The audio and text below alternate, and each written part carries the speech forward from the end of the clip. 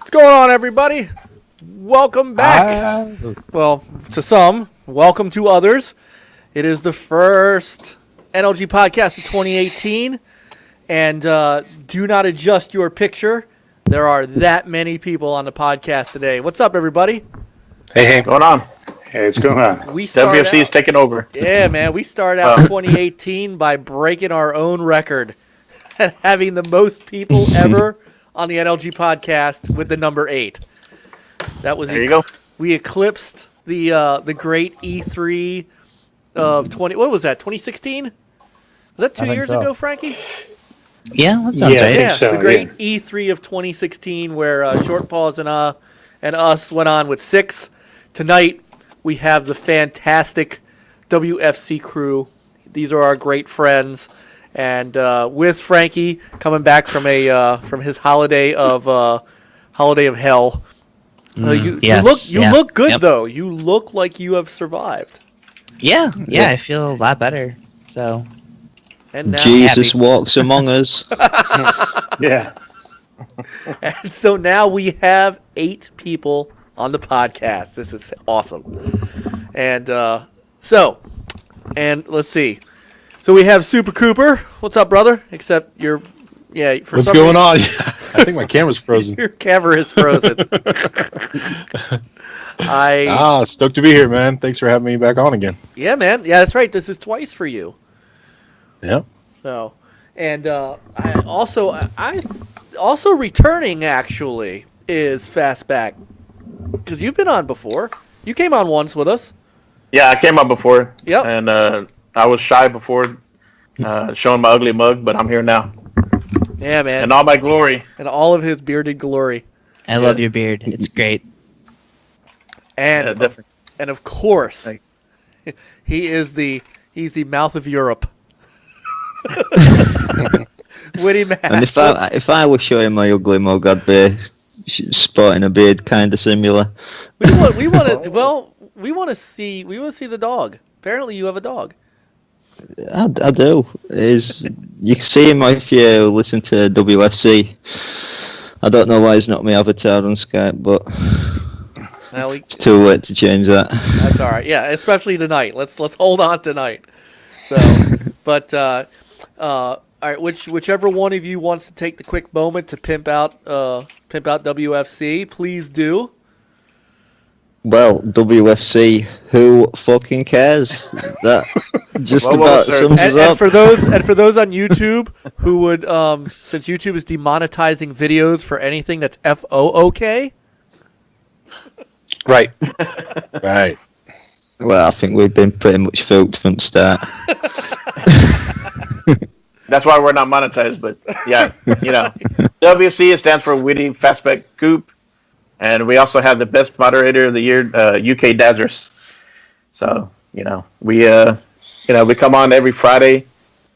It's supposed to be around 6 p.m. Eastern, but, we're flexible. So, It's kind of like whatever. ours. Hey, whatever happens. Yeah. You got that NLG schedule going. That's right. We've done 2. I think we've done 2.5, right, Coop? But we're not 3-hour tour yet, so. Yeah. Maybe next time we get you on, Mike. Oh, the last time you had me on, you almost went 4 hours. But and I came on in the middle. Yeah.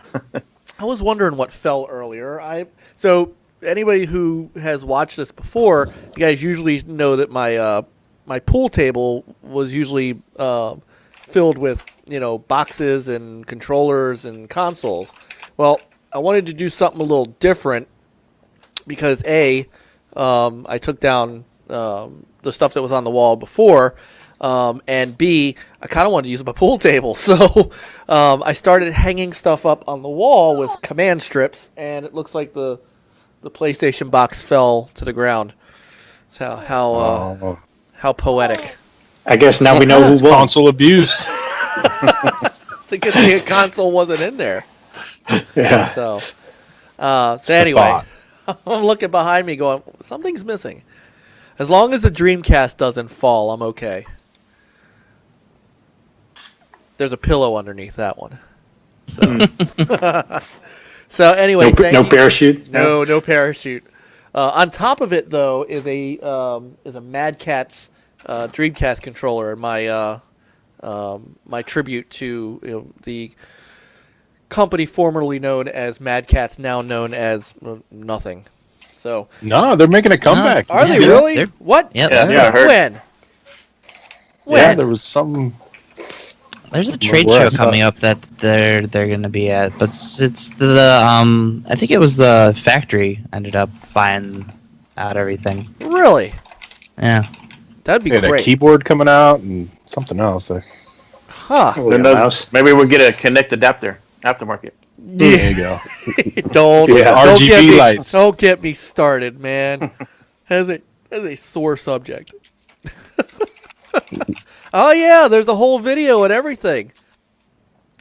Mad Catz is back and seemingly focused on the PC landscape. Mm-hmm.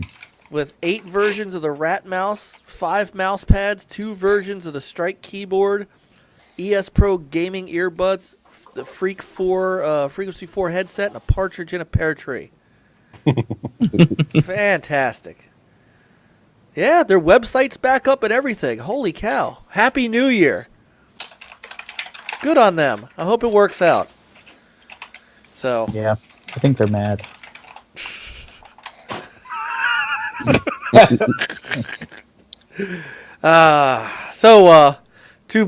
to the rest of my crew, Happy New Year, boys. Hey. Yeah, happy New Year to all of you too. Welcome to 2018. Gonna be a B.A. Baracus year for gaming, I think. Oh my goodness. Yeah, which is part of what we're going to talk about tonight. But what have we all been doing over the holiday break? Peter, what have you been up to? Man, it seems like ages ago now. That was know. also last year. Yeah. He's already moved on. I already moved on. Gaming wise, played a lot of COD, World War II, with Nate, multiplayer, some PUBG, rubber banding back and forth with the gang, and Super Cooper and Fastback, and some Certified. So, also started Assassin's Creed Origins. Gorgeous game, but man, it's quite a beast to tackle. Oh, I bet. Quite big in scale. So Yes, it It's is. But having a good it's about time. 40 hours, I hear. I'd believe it. Yeah, and the thing is, it's like so cool to just sit in your horse and just get going and see the scenery and hack and slash some soldiers and animals that you find on your way. Did you buy the unicorn? No. You got one of those creepy looking camel chocobo crossovers? Those things look wrong. Just get your son a scabby horse and get it jumped off a cliff. That's the I got best a thing gift. to do with it. I got a gift horse, and that's the one that I'm riding right now. So Hey, No, look, you need- Well, don't you look need at to- him. look at him. Oh, Had to be to the bed. right. In I the think mouth. he's sporting one of those fancy diamond grills. Nice. Nice. That's loud. That's excellent. And you had a good holiday overall? I had a good holiday. Yep, it's good. Excellent. And Juan, how about you, my brother? It's been good. Holiday was pretty good. I'm on the new schedule now, so unless I get an overtime draw, I get a weekly 3-day weekend now. I'm working Tuesday through Friday, so that's kind of sweet. Should open up some more time for gaming. And I've been playing a lot of Hand of Fate 2. I'm a big fan of that game. I like the first one. Hand of Fate 2 improves it pretty much in every way.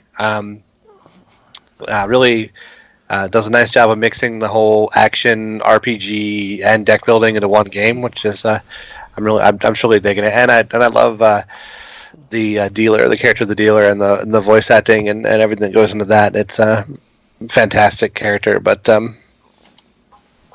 really enjoying that. I've been playing Battle Chasers.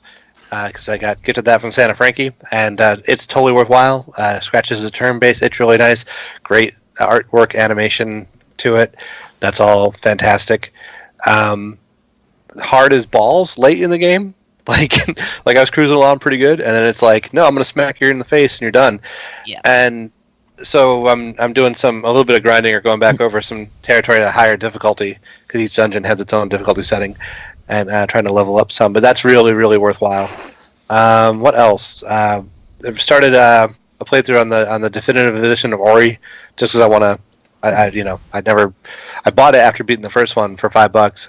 But yeah, it's really nice. If you haven't played Ori at all, it's worth doing because it's a great and gorgeous game, and they've taken a lot of the little creature comfort things that were complaints about the first one and improved them on being able to warp, so your backtracking is a little less and things like that. It's pretty cool. Some other stuff too, but that's the main one.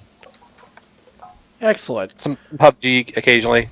I got in with a couple of the guys and made their lives miserable. Because I'm AIDS at that game. I'm just straight AIDS.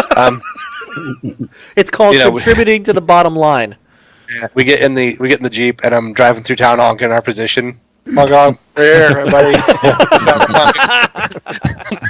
So useful. Oh, we're jumping now. Okay, well, thanks for the warning because I'm the next. I'll run back to you guys.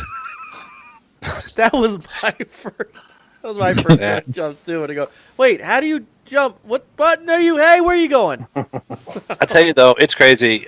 Just as rough as it is and the problems that it has yet, and which I expect some of it will be ironed out anyway, but it's still fun. Like dumb as it is, bad as am at it, I still enjoy every time I get in that game. Yeah, and we'll definitely we'll definitely get more into PUBG tonight because it's look, it's one of the big games of this holiday season, whether you like it or not, whether you like the fact that it's whether you like the fact that it's preview or not, but God, millions of people have jumped on it in a short time. So Nathan,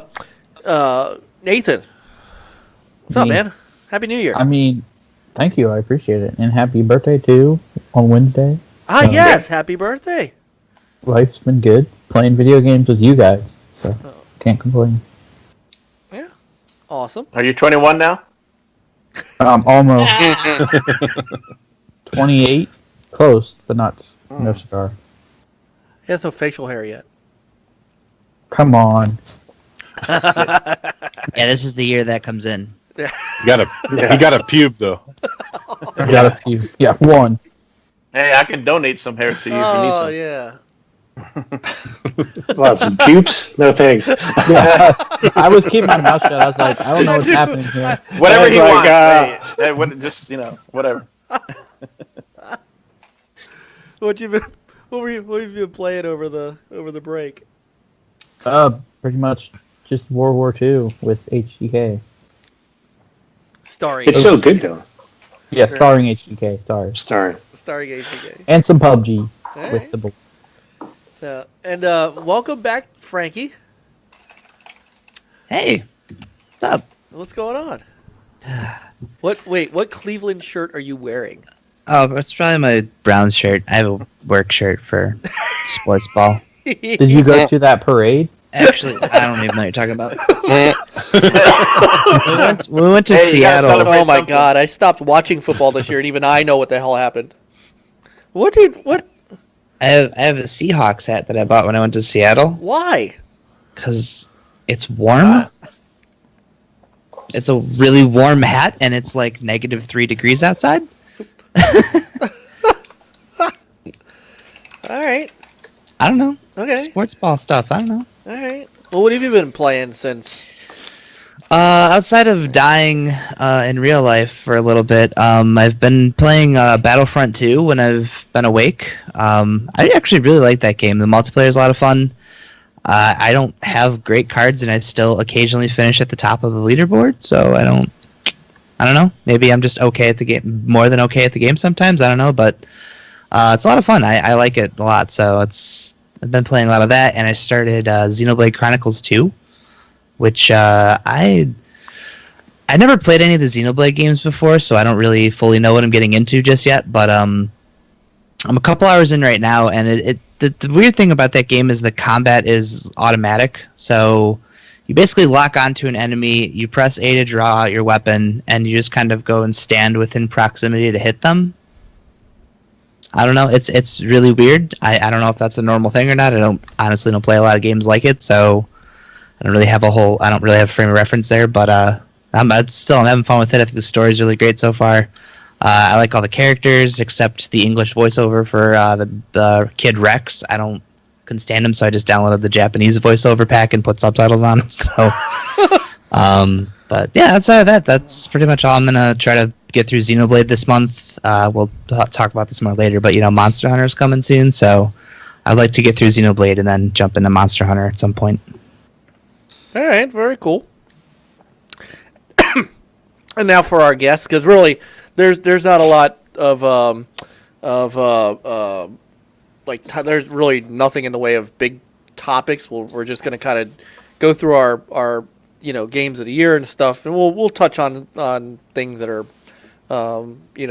things that are going on and around. But so we've definitely got time to keep fleshing out. So what have you been playing over the break, Cooper?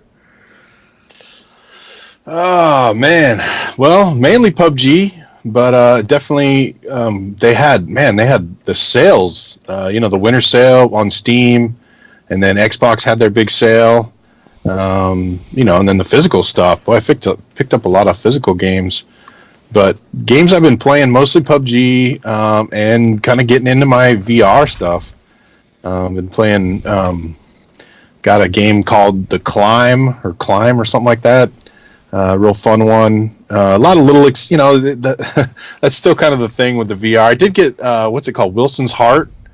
That one's pretty cool. That's got a good story to it. Kind of a cool older art style, cartoony art style, but very immersive, very cool game. Trying to think of what else. Oh, Origami. Picked that one up on PC. I don't know if you guys ever heard of that one. Kind of a cool stealth game. Played a bit of that. What else? That's it. And then it's been mainly PUBG. I gotta admit, and Division. I jumped back into that 1.8. That's fun, man. That game is great. I mean, I loved it all the way through, but they've really ironed that one out. It's a lot of fun. So that's bulk of it. Mostly PUBG. Yeah, it seems to be a trend. Yeah. Fast. It's addicting. Yeah. There is the trend. I had this conversation. This conversation with a friend of mine who he's one of my dearest friends, great guy.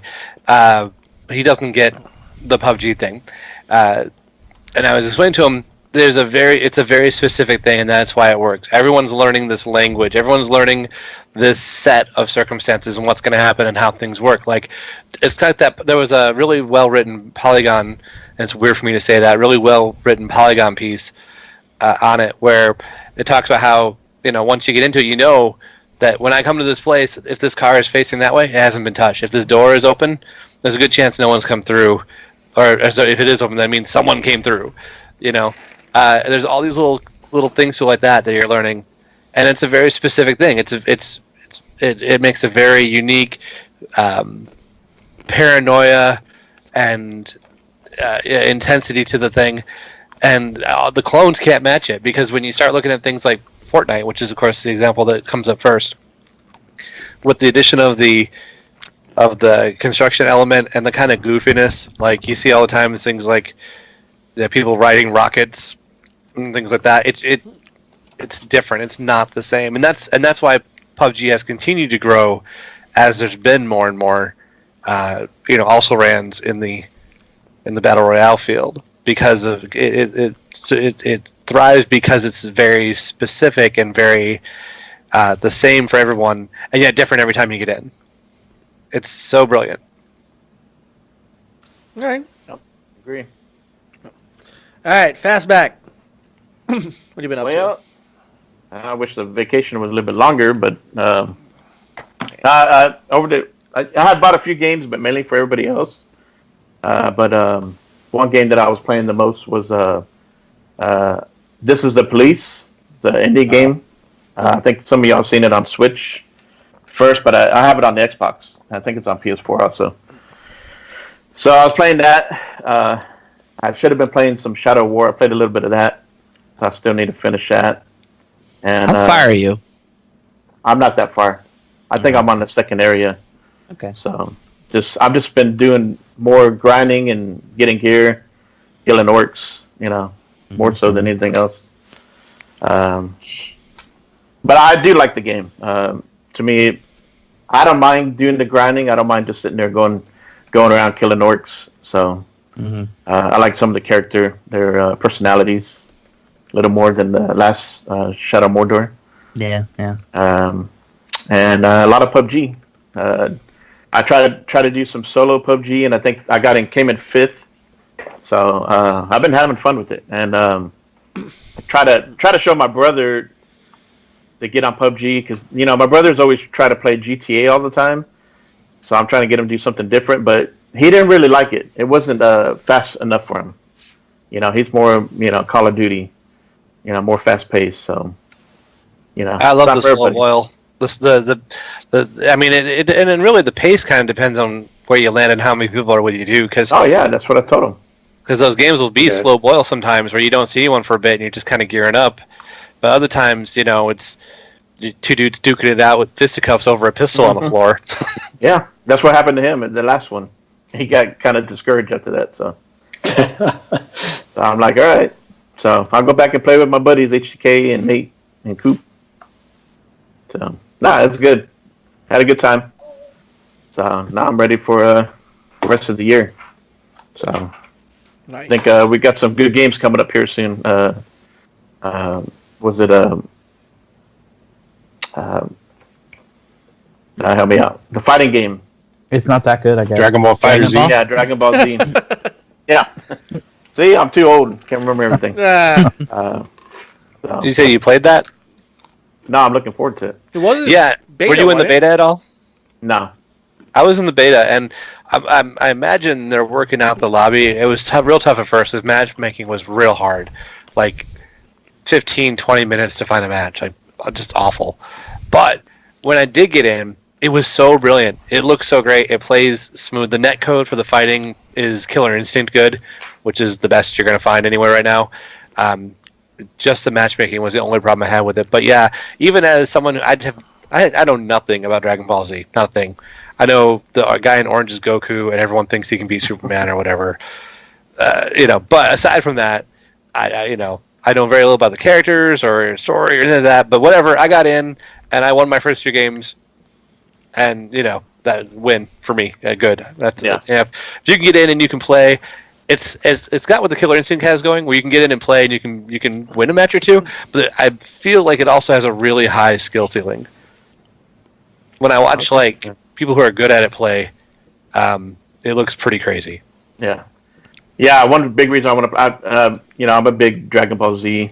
Watch quite a few of them, and my wife too. So, and she likes fighting games, so we'll probably be jumping on there together. And another one is Monster Hunter. That's coming out here pretty soon too.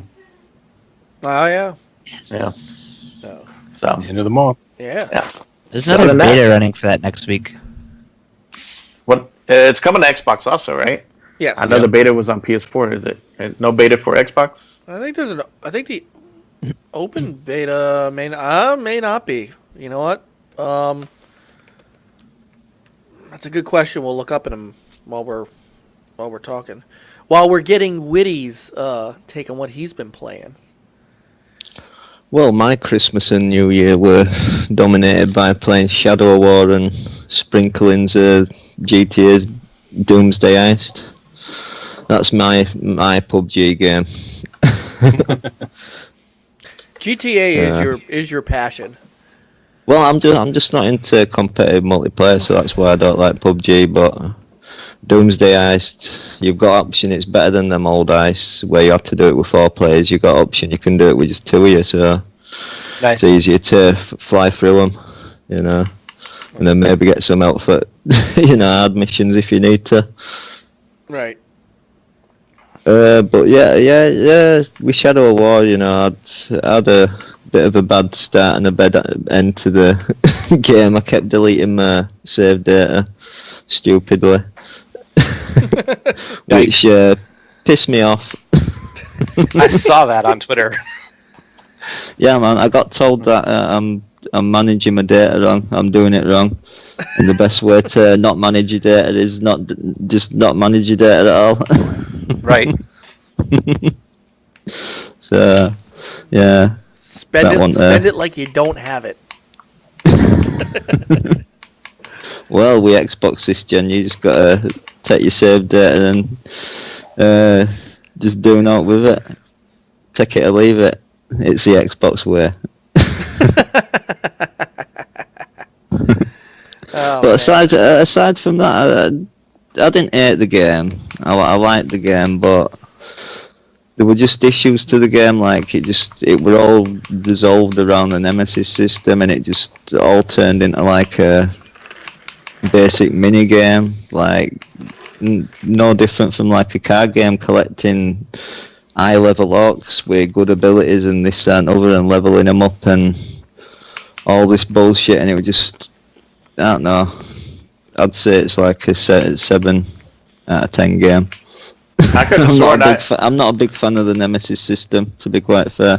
Witty, I it could have seems sworn overrated. that running around, I heard you and Daz talking smack around.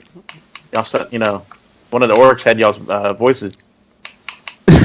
Oh yeah, there's a few of them. I had some laughs with them.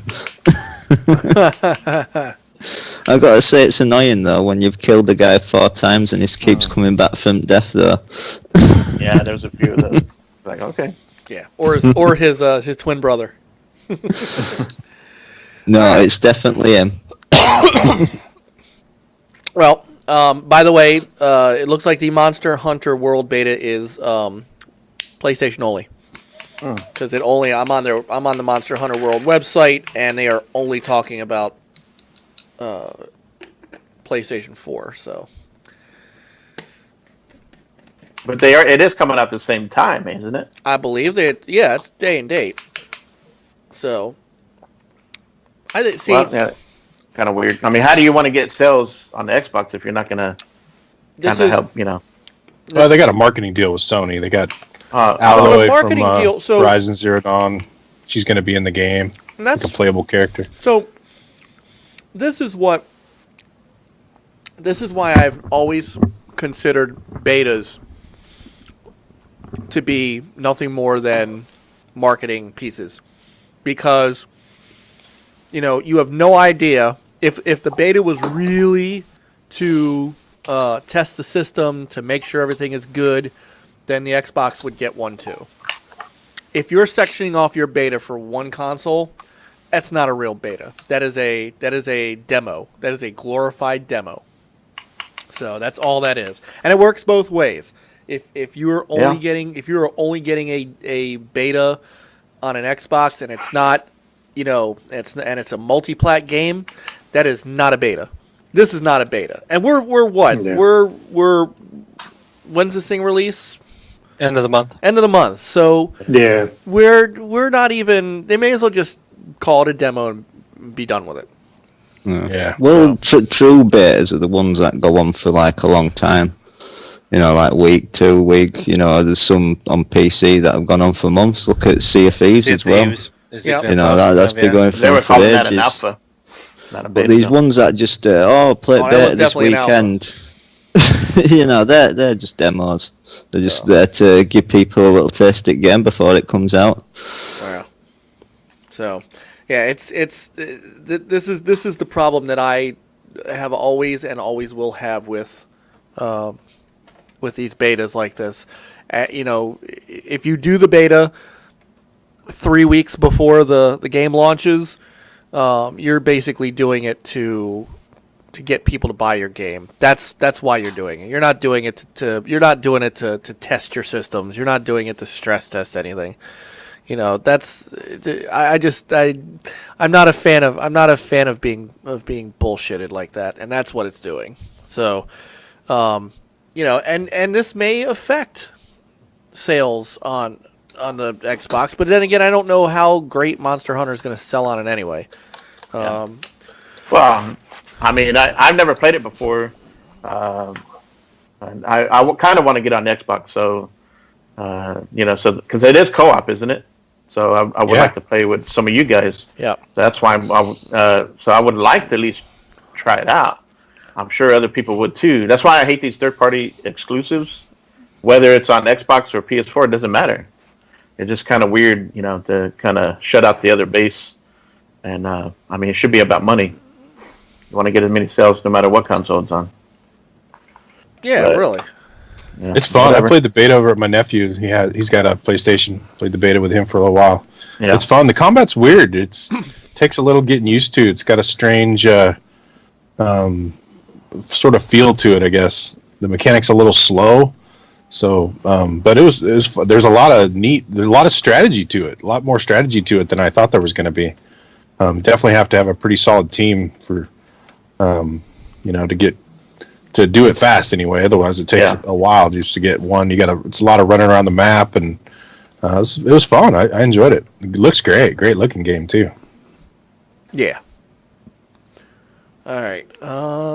You know what? Instead of trying to type it all out, because I usually do this before we get into our topics, I want to welcome everybody in who is checking us out right now and in our chat room. Chat room started off a little slow, but I think that's because most of us are here on the show. Yeah. But the chat room has definitely picked up, and we got a couple of new people in there, and of course our good friend Annihilator is back. He is our resident Xbox Scrooge, and I love him. I think he started off by saying PUBG was never going to get finished. So welcome back, welcome back. We love having him in. And so, like I say, some new people. Mr. Chris Steele, our buddies over at the Iron Lords podcast, who one of these days we'll get them hooked up. I know they do Sunday afternoons, so we have to see if we can get them to double up on a Sunday night. Let's see, Stinking Corpse, Black Metal Gamer, and I know I'll forget people as we go, but everybody that listens, Brent, The Finest, everybody knows, and Daz, who of course, he's he said I can't be on live 2:40 in the morning. Yeah, but he said he can't come on 2:40 in the morning with his wife. Come on, Daz, you never cared about what your wife thinks anyways. Come on, buy her some cheese sticks. It'd be fine. 9 would have been awesome at having a show. We'd have had a record, a podcast. This would have been more than a podcast record. We'd have had a YouTube record. I think we'd have broke YouTube. Yep. But anybody that what is that clicking? Somebody's playing. Someone's playing hard. I don't know. Nate. I can say it's not me. Look. Nate, are you trying to get a chicken winner? Yeah. And by the way, trying to get those ice pick kills. I asked just to throw the suspicion off myself. It wasn't me. See, I want to give a shout out to Matty Beast, who I don't know if he's still hanging, but he is moving to Germany on Tuesday. Wow. So this may be one of the last times he catches us live, because I'm pretty sure they're 7 or 8 hours ahead themselves. So, but he's been a really great guy. I've talked to him online. I've talked to him on Xbox Live. He's always been a real level-headed real gamer, and we love you, man. And hopefully you can still catch us from time to time. So, and welcome in J Street, who just joined us. So, and Rise Tepig, I saw him like really early on. So, so anyway, all right. So now that we got everybody's base stuff out of the way, I want to get everybody's game of the year. Now, you can give me a couple, and you got to back it up with some good reasoning. Can't just be, I like PUBG. You got to tell us why. So I like PUBG and I cannot lie. All you Fortniters can't deny. All right, so there's a DJ right there. Too easy. Oh, by the way, all right. So I got to tell this story before we get started because I promised I would. So I have not played much this week at all. as my left eye was recovering from a sauce packet incident. So, did you read the warning label? Yeah. Keep away from children. The first thing the It was doctor... actually a Taco Bell one that said rub No, me in your it eye. actually was not. It was an Arby's horse sauce. If it was Taco Bell, it wouldn't have been long enough. It was an Arby's horsey sauce packet. And I kid you not. So, the first thing the doctor asked me when he looked at my eye was, it wasn't open, was it? And I said, no. He said, okay. If it was open, I might have to laugh at you. But since it wasn't open, believe it or not, this isn't as uncommon as you think. And I said, what? So, basically what happened was, and I'm not kidding, I mean, seriously, in a million years, I couldn't do this twice if I actually had tried to do it. I had... best representation I can make for it is probably this cloth. I had the packet in my hand, and it's maybe a little longer than this. And there's the serrated edges. I just simply turned to talk to my friend and flipped up my arm just like this. You know, hey dude, the packet, I'm not kidding, went up and tagged me in the eye. And at first, like bonsai. right. At first, I'm like, well, what the hell? And then so I'm okay for a little bit, and then all of a sudden I'm like, something is still in my eye. And I'm thinking, did I get a piece of packet, something in there? And I'm starting to hurt like hell, and it's closing my other eye because my right eye can't adjust to the light. So now I'm like this in my office at work, and my coworker says, man, I think you might need to go to the doctor. And so I went over we have a patient first, one of these 24-hour cares, and a guy puts numbing drops in there and says, yeah, you have a small superficial scratch right below your retina. So I've had this stupid cream I've had to put in my eye every day. And I literally on Wednesday and Thursday could not see. I was like, you got to be kidding me. A friggin' sauce packet. So... that is my PSA. I'm going to do a special NLG PSA video for sauce packet safety protocol. And, Sauce packet awareness. Yes, we're going to have a telethon for sauce packet awareness. How not to open a sauce packet. How not to fling a sauce packet into your eye. But you know what you've just proved, right? That you're not really a gamer, because it was proven that people who play computer games are, their reaction ability goes way up. So since you were too slow, you don't game enough. I couldn't do this with my head fast enough to. I'm like, well, this is VR at its best. Yeah. So, yeah. Wait, are you sure that this is not you got smacked in the eye by your wife because you posted that picture of her playing VR? No. Online. There you go. Yeah. And I'll have you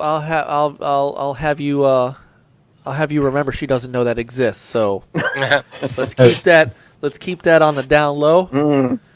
Let's keep that on the DL. She doesn't follow me on Twitter, so she doesn't know. But she watches the podcast? Not at all. We're safe. Yeah, we're safe. I'm safe. What do you mean we're safe? I'm safe. Are you sure? Maybe she hit the sauce packet into your eye. You didn't know it. See, never know. Be careful. So yeah, that was my week. When I wasn't taking a sauce packet to the eye, I was playing mostly AC Origins, by the way. So that is one of the games I definitely want to talk about tonight as we go through our list. So perhaps for once I will start the conversation, and we can begin to talk about some of these games as we have had the pleasure of playing them. As the year started, my game of the year was Horizon Zero Dawn, because it was one of those games that in order for a game to be a game of the year candidate for me, it has to be a game that I solely get to, and it's the only game that I play. I don't touch anything else. I don't make time for anything else. I try to play through that game because it's that good. So Horizon Zero Dawn was that first game. And how many of you guys have played Horizon Zero Dawn? Nope. Peter, Frankie. Yep. Peter and Frankie. All right. So you could back me up on this. It's an addicting game. I think it was a very good game. Type. Yeah, you weren't as into it as you wanted to be. Maybe Frankie's Also- not into redheads as much as we are. I also was in the midst of trying to move while I started playing That's it, so I don't know if it's just that, but Yeah, I don't know. I just the story didn't do a lot for me. I like the gameplay, like it's really fun to play, but I don't know. It was at the bottom of my. I actually did a top 10 list this year, and that was number 10 for me. So Well, hey, with the amount of games that came out, being on a top 10 list is nothing to sneeze at. it's true. So- It's very true. Yeah, I agree. The gameplay kept it interesting, and there were elements that were new, even in an open world game that you seemingly have played before. Being able to take over these giant robotic animals and have them fight for you was always cool. And then jumping on the giant Starship Enterprise bridge hood and opening up parts of the map were always fun too. Oh yeah, those The long long necks. legs, Long necks. tall, Necks, right? Necks? tall necks. They were called tall necks. So, Uh, did anybody get the? Because I did not, because I traded it in before I heard about the DLC. Did anybody get the DLC? I did, but I have not touched it. I lent my game to a coworker, so I bought the DLC, but I haven't played it yet. Sorry, hang on a second. Okay. Sorry, I have a portable wall heater down here, and it's getting toasty. So that was my original game of the year.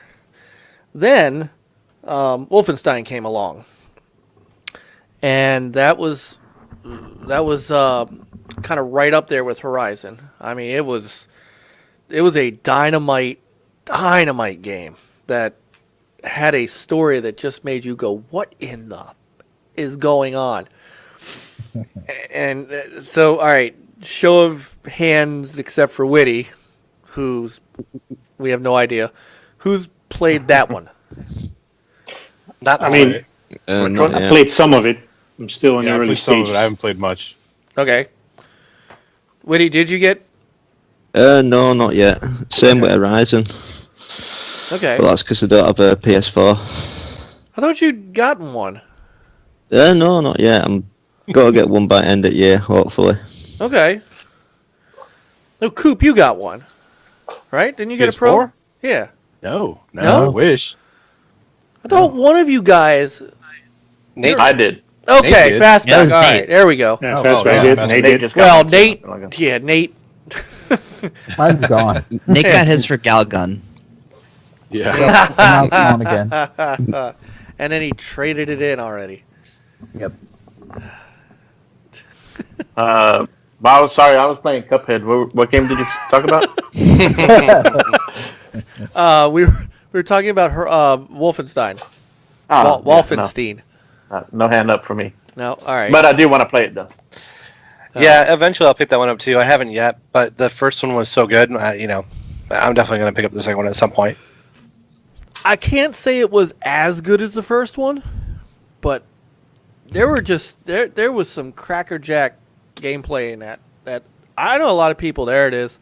I know a lot of people were kind of bagging on the gameplay being boring. I don't know, or the level design issues. I don't know where those came from. I thought everything was well put together, and maybe it's because I prefer those Doom style corridor style shooters.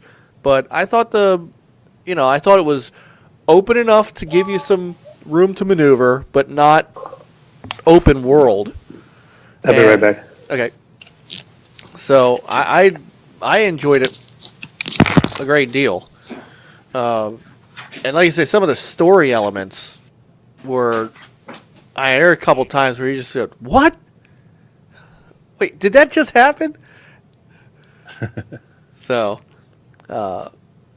So we got that far. I got that far, and then I think my true game of the year did finally come out, and that's AC Origins. So we'll wait till Peter gets back because he's in the midst of playing it now. But how many of you guys have Ace? That's my game of the year. No, sir, haven't tried it yet. All right. Yeah, I'm right behind Witty. I mean, I have 145 hours or something to that game. Jesus, good lord, man. Witty's got like 20 more hours than I checked. Witty's got more time in that game than I do. Good grief. Yeah, but I probably would sat there skinning up half the time. Have you done any story missions? 100%. I've done every story mission, every side mission, every story mission. I mean, I don't think they're, and except for those weekly boss things or whatever they have. I haven't even done one of those. Yeah, I did all of them. Wow. Yeah, and then the gladiator stuff, the gladiator arena, I just didn't bother. I got the one-on-one sort of combat didn't do it for me. That was my only gripe about that game. So I tried. I did a few hours of grinding in the arena trying to get. There's an achievement to defeat one of the arenas, and I don't know. It just it was more frustrating than fun, so I just left it. So that's the only achievement. We're easy, man. So easy that game. Yeah. I don't know if. Well, I mean, I guess it depends on what level you're on and what you're doing. I mean, I started so. I haven't done much in the way of the story missions. And this is one of the reasons that this overtook Horizon for me. Horizon, I did the story first, and then because I really wanted the platinum, I went around and I forced myself to finish the side missions, especially the hunting grounds. I didn't really, if I didn't want to get the platinum, I don't even know why I wanted the platinum. I guess I just wanted a platinum because I just don't have one. So everybody else is talking about how great they were, so I wanted one. So I went around and I tried to finish it, and I had to use I had to use some YouTube help to get to find all the wooden deer that you have to knock down and whatnot. With AC Origins, I'm actually going around now and just doing all the side missions. Like if I see a question mark, I'm doing it. I'm not even headed. Like right now, I think I'm in I have Alexandria and the surrounding areas opened up, and instead of doing the Alexandria main mission that I'm on, I've basically traversed down as far as I can go, hitting every outpost and top,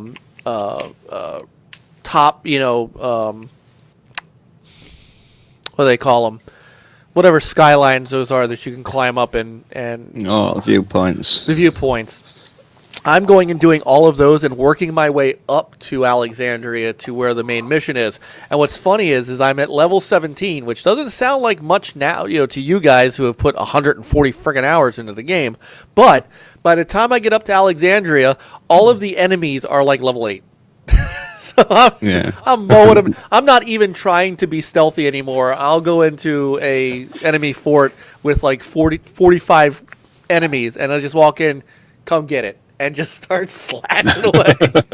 Yeah, same here. I hated it. I hated the stealth mechanics to the game because you couldn't do a proper double execute stuff like that. If you were hiding in bushes, even if you just pulled your, drawed your bow, you'd immediately get noticed, and once one guy's noticed, everyone knows where you are somehow.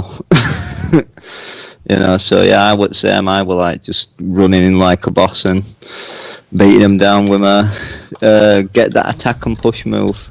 That's the best move you can get. You just hold right bumper and you do like 3-hit combo and push them away.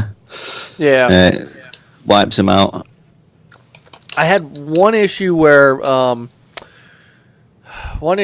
was up against some 18s and I was like a 16, and stupid me, I said, I'm just going to do it anyway. But what I found was in these larger encampments where they have the crossbow, the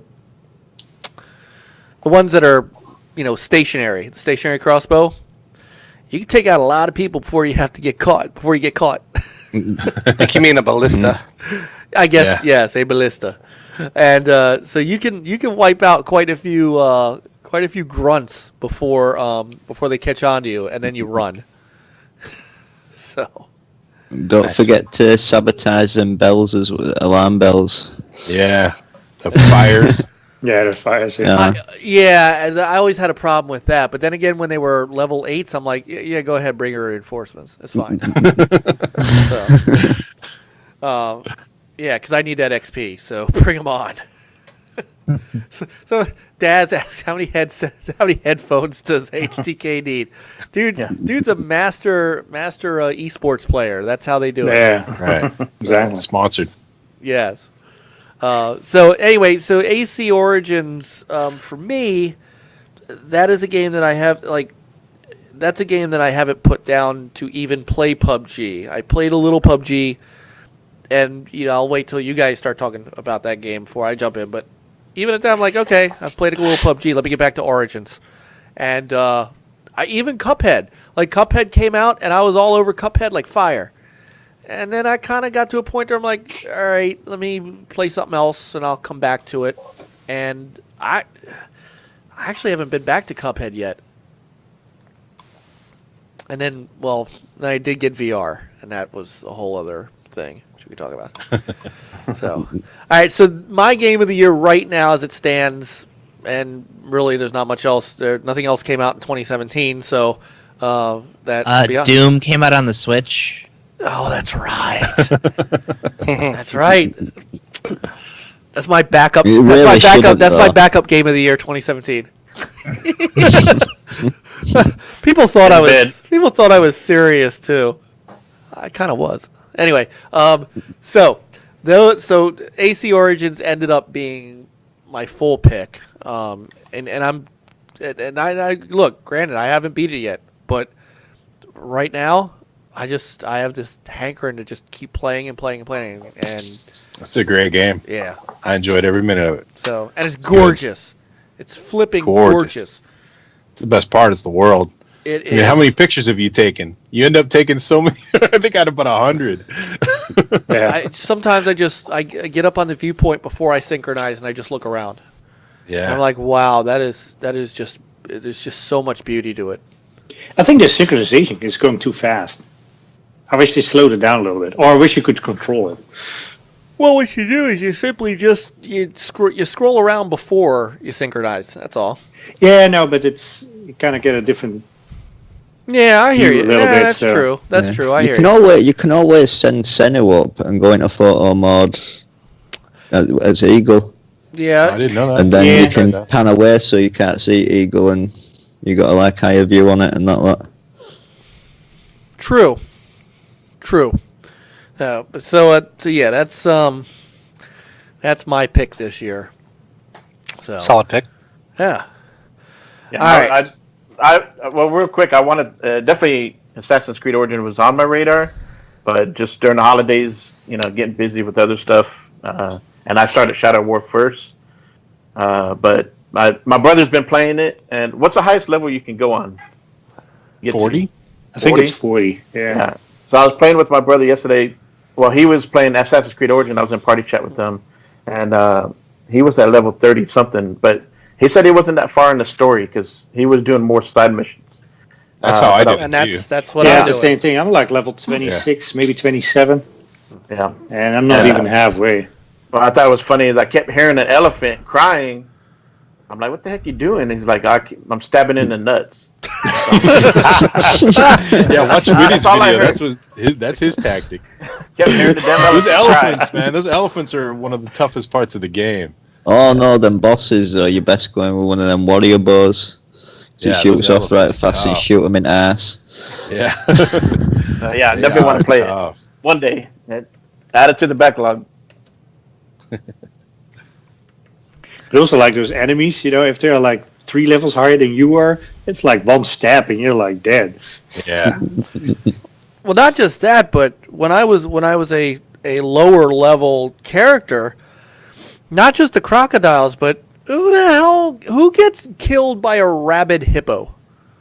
Hey, hippos are dangerous. You think that's bad? Yeah, You think that's bad? Guess how I first died. Another animal in Africa every year. Yeah. By a gazelle. Really? Yeah. Wow. My first death in Assassin's Creed were getting killed by a vulture. It were an unkillable vulture. It were a legendary vulture. Just had that many little armor bars to it. Yeah, it's like a vulture lair. Yeah, man, God knows. We were in that first area and it just wiped me out. Oh, well wounded. Yeah, I got knocked out by a crocodile lair the first time out, and when you're in the water, it's hard to fight a crocodile. It's not too bad as long as you stay kind of underneath. You stab them. Yeah, I was having. You ever seen videos of how fast hippos are in water? No. Yeah, it'll blow your mind. You have no idea. Oh yeah. I can't believe you're gonna start making me look up hippo videos on YouTube. It'll drop your jaw, dude. Yeah, they kill more than any other animal in Africa every year. It'll give you a second thought about going on a safari on a boat. They are some territorial bastards, and yeah.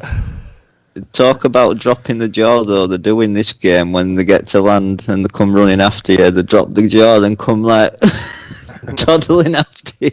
It's pretty funny to see. Oh man, this game is just so good. And that's. I mean, there's just so much to it too. There's so many things that are going on in that game. And the side missions are, and this was what intrigued me about Horizon Zero Dawn 2. This is what I really enjoyed about Horizon Zero Dawn. The side missions weren't just the same old side missions.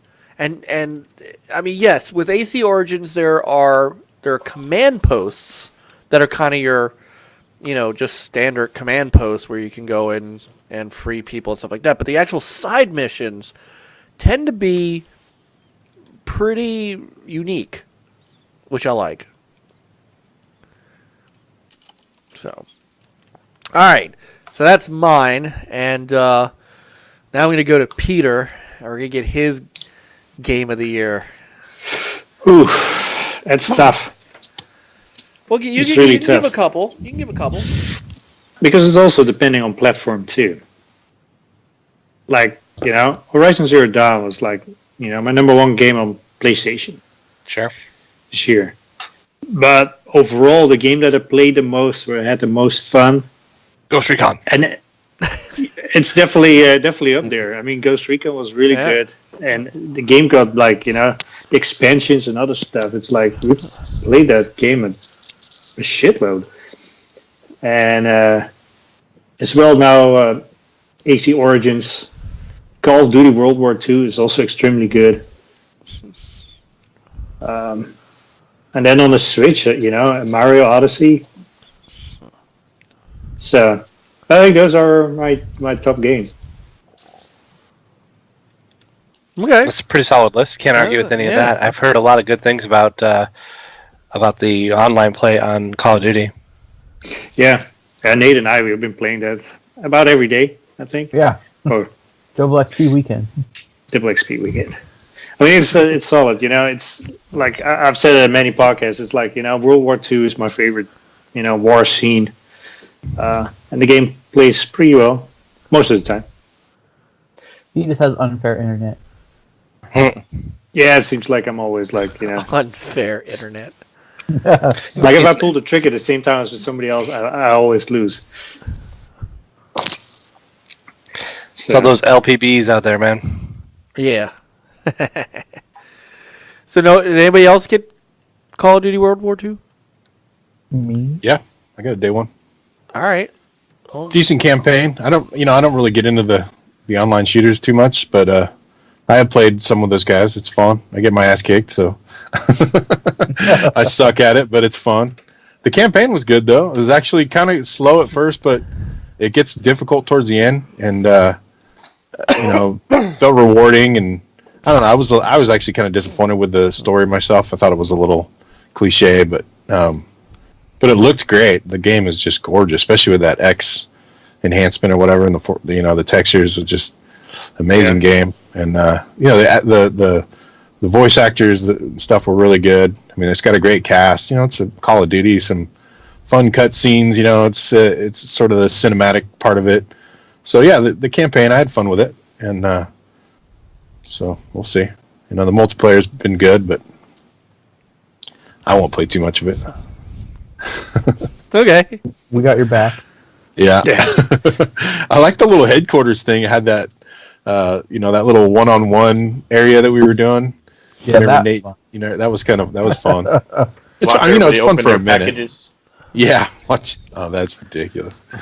But it's a good game. And by the way, as people are listening to us, by all means, if you've got, drop your games of the year into the chat.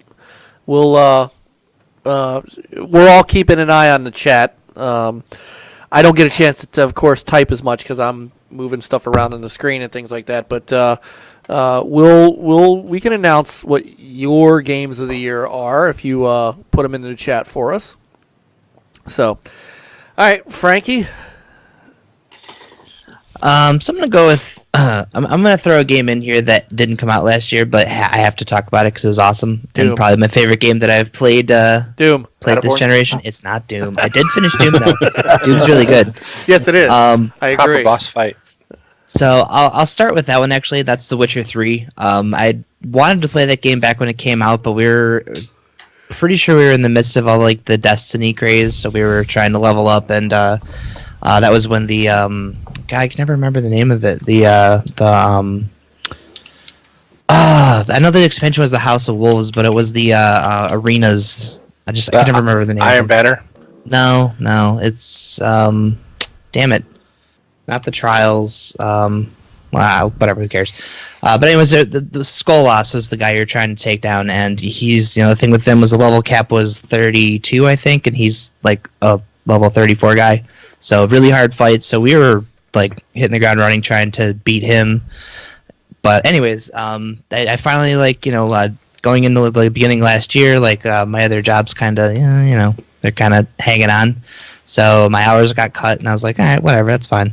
So I go in later, so I could stay up a little late at night now. So I have more time to play games, which is great. So the first thing I did was like, all right, I put this off for too long. I'm playing The Witcher 3. It's happening. So it was amazing. I sat down and just that world, the combat, the story, the music, the mission structure, just everything about that game is incredible. I think I sunk like 77 hours or something into the story, and I never once I wasn't bored, I wasn't fatigued of playing the game. It was a fun ride. So that's probably my favorite game that I played all of last year and probably all of this generation, at least single player wise. Game of Frankie's generation. It's so good. So I know it just got X enhanced too, and apparently you can play it at 60 frames, which I want to play. Up to. Oh yeah, it does. There's a couple spots. Yeah, it's not locked. In the busiest places, like the most intense parts, it still drops from 60. Although the performance mode, the other look, the 4K enhanced, that's a pretty good lock on 30. But I found myself running it more unlocked, more upwards of 30, and it spends more time really close to 60 or at it than it does not. So it's totally worthwhile on a 1080 TV. Nice. Yeah, I imagine. I think the game already looked great, but I want to see what that thing looks like on the X. Like when I finally get one, that's probably gonna be the first game I try out. So I'm gonna go from 3 to 1. So number 3 actually put Zelda. Breath of the Wild's actually the first Zelda game I've ever completed. I realized I've never actually finished a Zelda game. I think I've always gotten pretty damn close to the end and either just lost interest or couldn't beat Ganon or something stupid. I don't know. But Breath of the Wild was really cool. Really weak story, which kind of sucked. That knocked it. That's why I left it at 3, because I usually play games because I like stories, and I had high expectations for Zelda because of past Zelda games. So this one was kind of more, you're out in the world exploring, learning everything you can about the world, finding shrines, learning, how the mechanics work, how to, survive and not, have like a shortage of weapons, so that, when you're fighting all these different creatures you encounter, you're not totally screwed. But it was amazing. It's another game I think I sunk like 75 hours into, and all was said and done. And I ended up doing a spoiler cast series with JD from Play and Listen and Bender from Short Pause. So I think we did like an 8-episode spoiler cast talking about the Divine Beasts, shrines, just our time with the game. So if you're ever interested, go check that out. It's on our Short Pause feed. Number 2, I have Yakuza 0. It's actually one of the first games I played last year. We lucked out, got a review copy, so that was...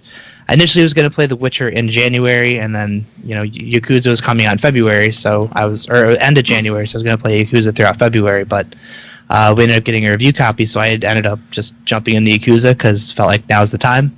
I loved it. The story was amazing. It's a very immersive world. 80s Tokyo is awesome. So, but running around there, the combat in that game is fun. It's like a old school kind of brawler. And just a lot of the times, like you go to like, you pick someone up and just like slam them head first into the ground. Then once you win the brawl, everyone just kind of like gets up and just walks off like it's no big deal. And I don't know, just stuff like that's always been really funny to me.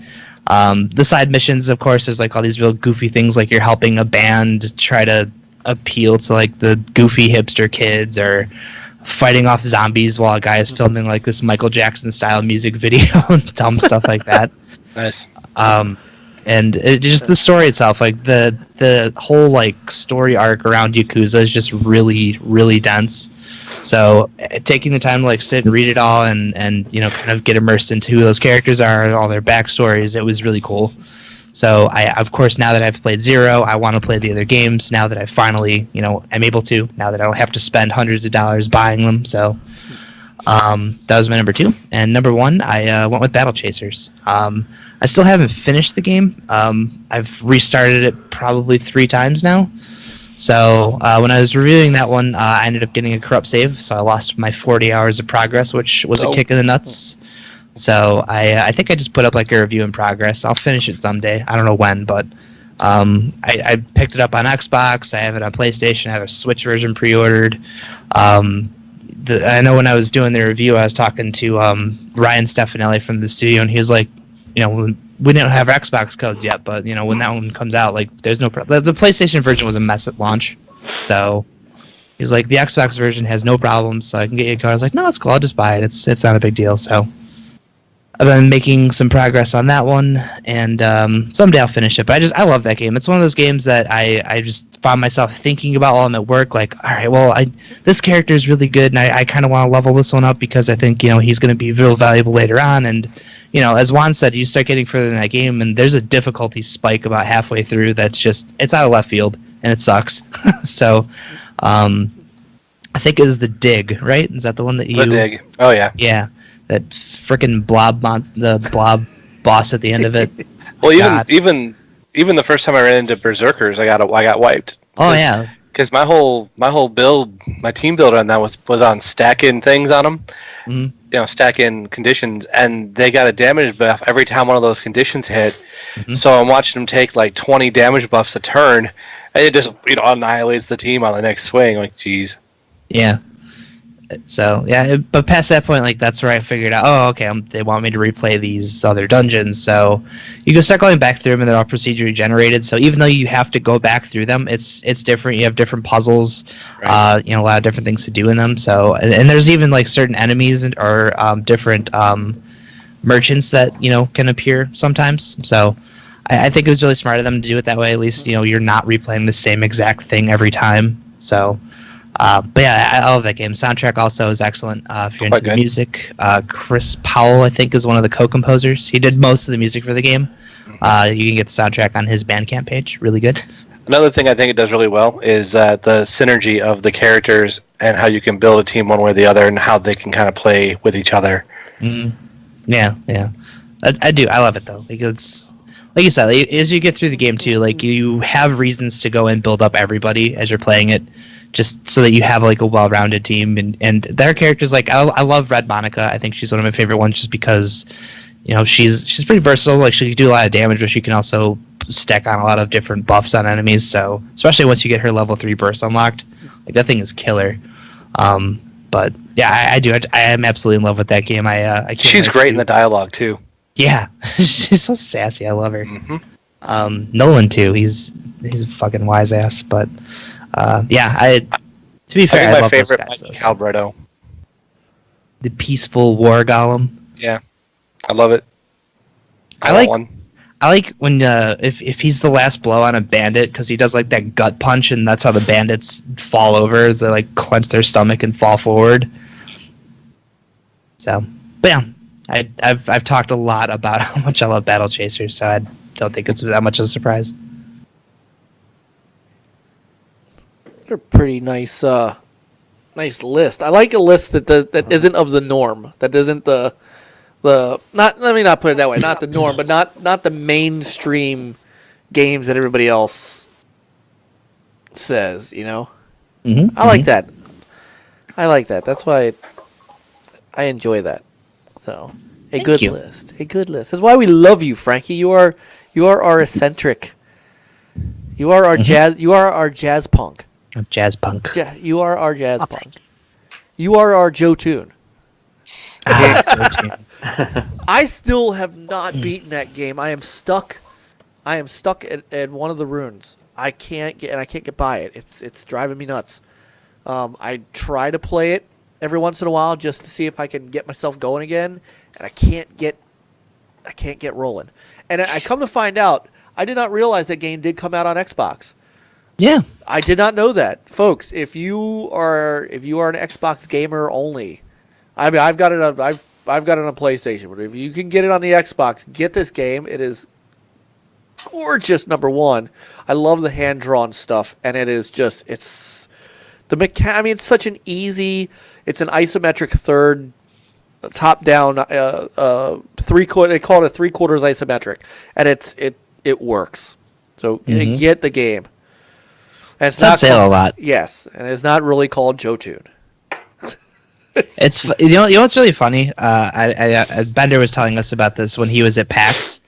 But they're showing that game, and that's when people ask them about it, they themselves call it Joe Tune so that they have an idea of how to spell the game. See, nice. I need credit for that. That's it. So, did you play? Speaking of that developer, did you play Sundered? I did not. I have it. I just I know Ben actually just got the platinum for it finally. That was one of his favorite games. But I guess if he got the platinum, he liked it. But I gotta ask him about that game. Heard a lot of good things. Yeah. Yeah. So I think that one too. They're planning on bringing that to other systems after they're done with all the DLC for the Kickstarter. So keep an eye out for that on Xbox at some point. Rock on. Okay. So anyway, that was yeah. Jotun is the name of the game, by the way, just so people understand that I do actually know what the name of the game is. And I believe the second video that I made for the game, I corrected. Because I'll wait till Frankie's done. I don't want to ruin his monitor, but I actually did call it Jotun on the first video. Nice. And then I said, by the way, I was wrong. It's Jotun. So I am not up on my Norse mythology. Greek mythology is one thing. My Norse is not so strong. That kung fu is not so good. So anyway, I don't know how I got off on Jotun, but Super Cooper has been very patient and waiting in that face for the last hour. So hopefully my audio is coming through. Yes, right. your audio is fine. With my camera. So. But you know what though? It's the funny thing is that it's fine because it works in the frame. If you notice, Witty's a square. You are the same. Right. So I mean, square. I guess I could hold on. I guess I could do this if that'll work. I don't know if that'll work or not. Watch the whole thing explode. All right, I'm gonna ruin the whole fucking podcast now. There he goes, stretchy. Oh, look at I've knocked out Super Cooper. There we go. All right. That takes care of my OCD.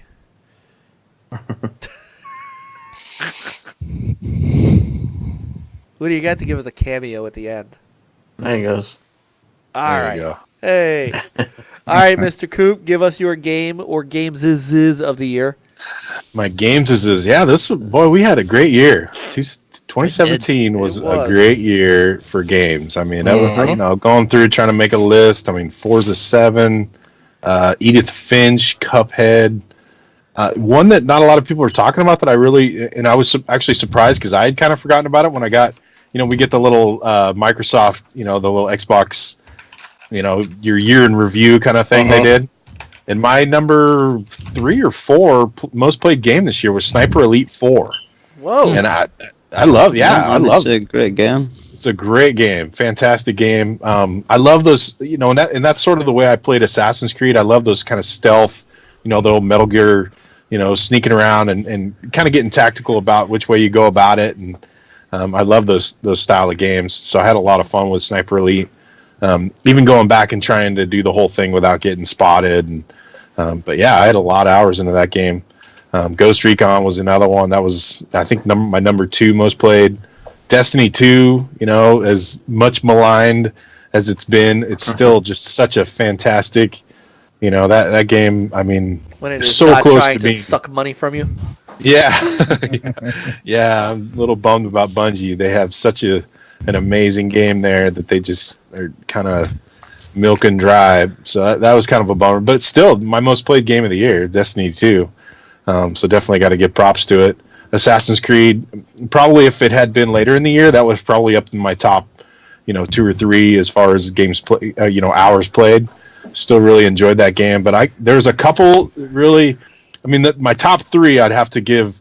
And for number 3, I'll go with a game that just blew my mind. It's one that it still sticks with me, and it's like the thing that's made me so thankful for my Oculus is the game Lone Echo, VR title that just, man, it is so immersive. It's like the first game that I've ever felt like you're just a part of it. It's one of the only VR titles where you can see your full body. The visuals are just incredible. The graphics, the quality of the graphics, even I think her name is Olivia. She's like the captain of the ship you're on. Even talking to her, she looks so realistic, and it just adds to it. It's just an incredible experience. It's a decent story. It's pretty linear. Gets difficult towards the end. The controls are really spot on, though. The way that that's another problem with the VR titles. A lot of them are just like rail shooters, where you just stand in one spot and hordes, waves come at you, and which are fun, but it's only fun for a short while. There's not a lot of depth to it. And then the other games that you can move around, like Doom VFR or something, it sort of has this weird warp system that, it doesn't. It's fun and you can get used to it, but it takes away from the immersion. But it's not. Okay, so wait, I heard that's an option though, or maybe I think it is, but they sort of stutter it to make it so it doesn't make you completely nauseous. Okay. Yeah, I think there is you can. There's sort of a. I don't know if it's a true full free movement to it, but there is sort of a free movement system to it, but they have to tone it down. Otherwise, you'd just be blowing chunks immediately with something.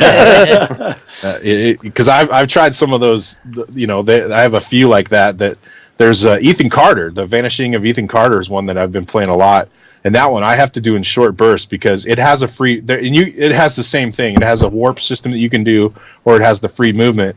And I prefer the free movement, but man, you got to pace yourself with it because you'll be blowing chunks. And that, and those games weren't designed, from the ground up for VR, like a game like Lone Echo.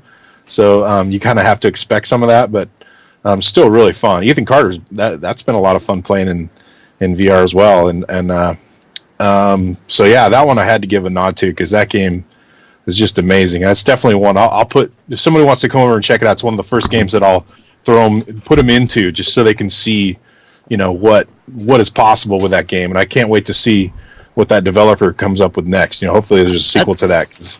That's Ready at Dawn, isn't it?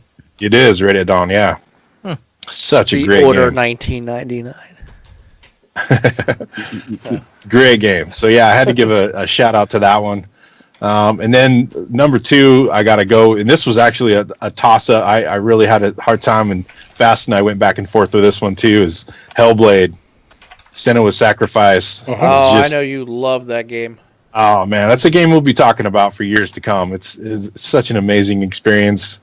The visuals on that's another one where you're, it's like Assassin's Creed. The world's so beautiful, you're taking pictures all over the place, and just the set pieces are amazing. The story, the sound design, everything about that game is just fantastic. I loved it, and so definitely had still need to play that one. I bought it because it was on sale.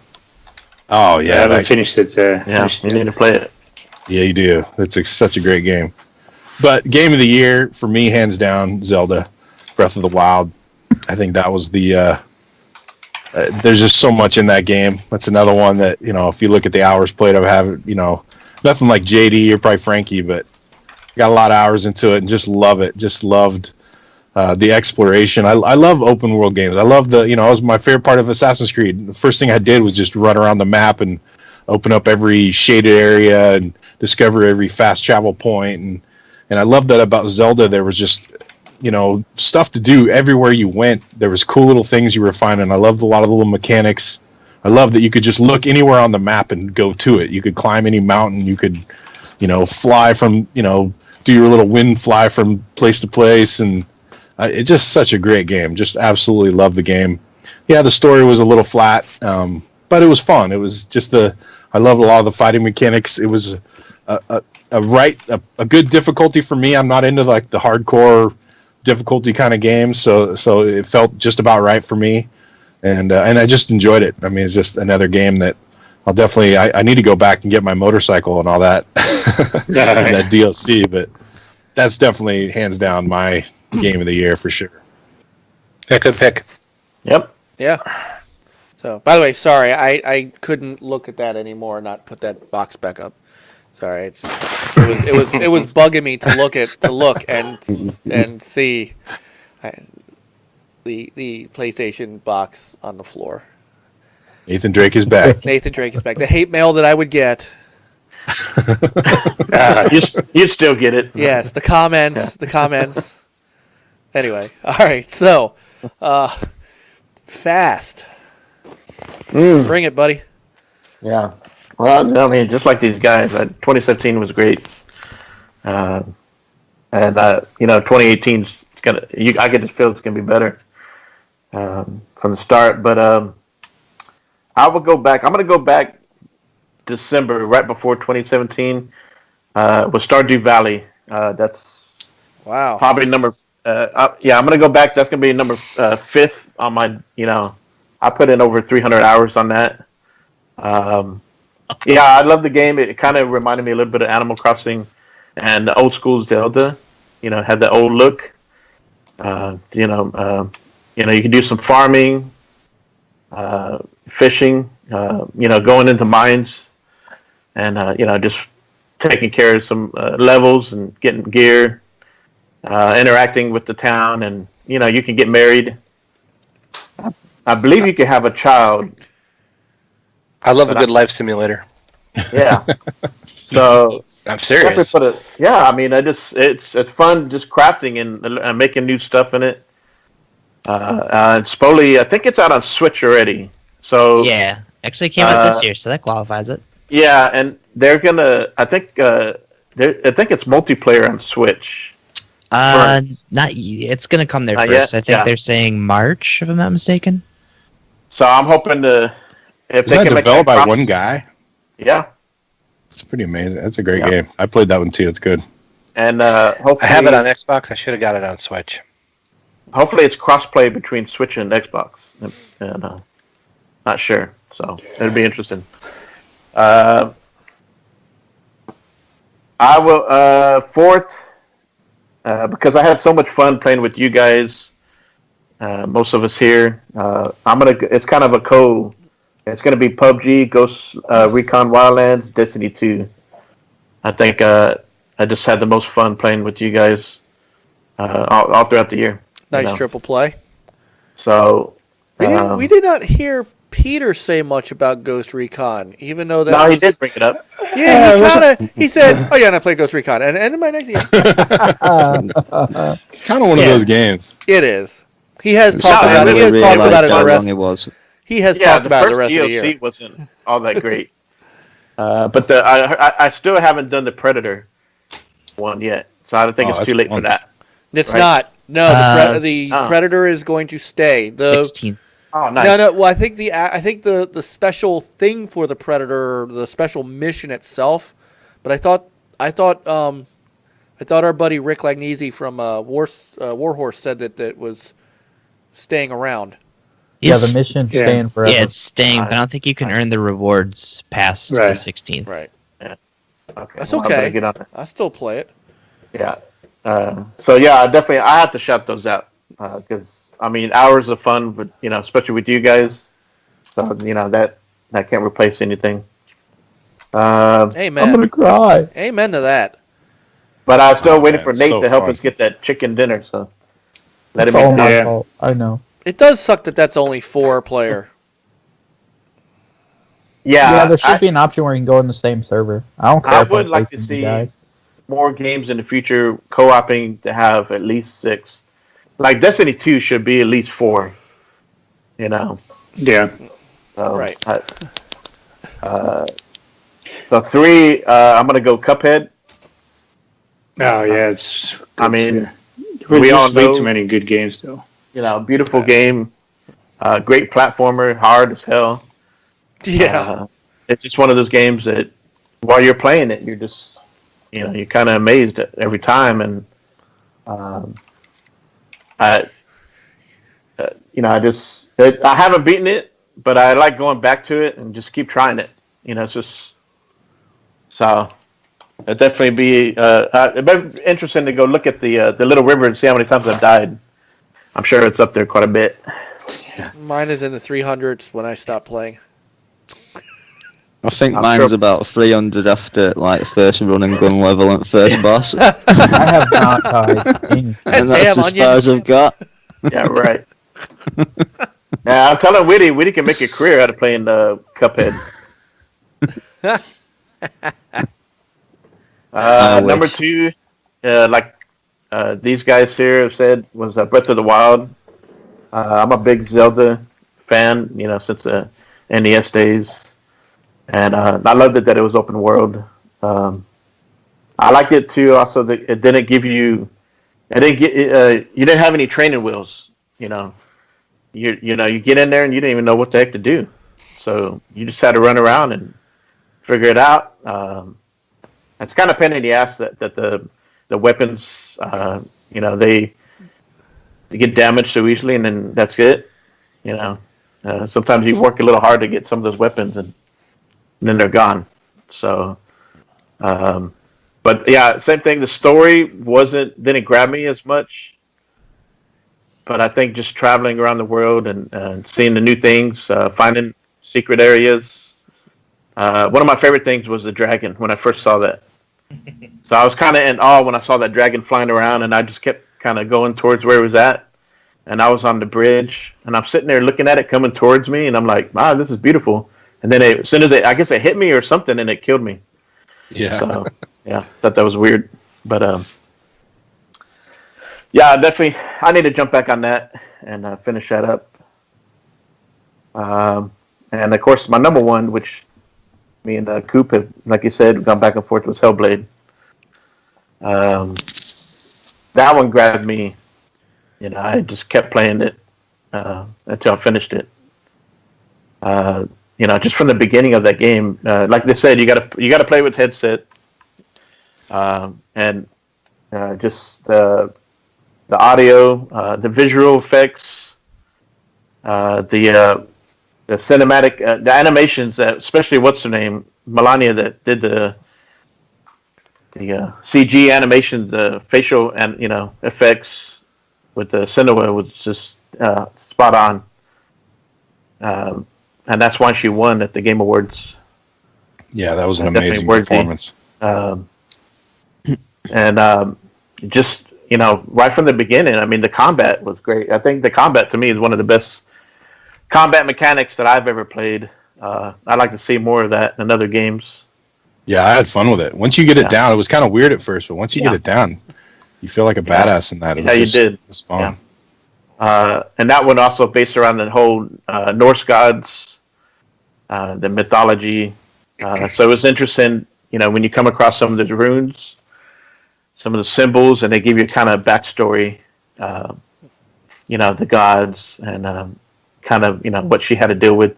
Why her father was the way he was, and the mom, and what she was going through. So yeah, I definitely highly recommend that game to everybody. So it is on my list. Yeah, I should have gotten it on sale, but there was a couple of VR games that I had to get. But that is definitely Hellblade is definitely on my list of games. It's on that next sale kind of thing. Yeah, and I would say too, like I said before, it's a shame when you get these third-party exclusives and they're only on one platform, and it doesn't matter what platform. But that game should be. Too. It's on PC, but that game should be on Xbox also.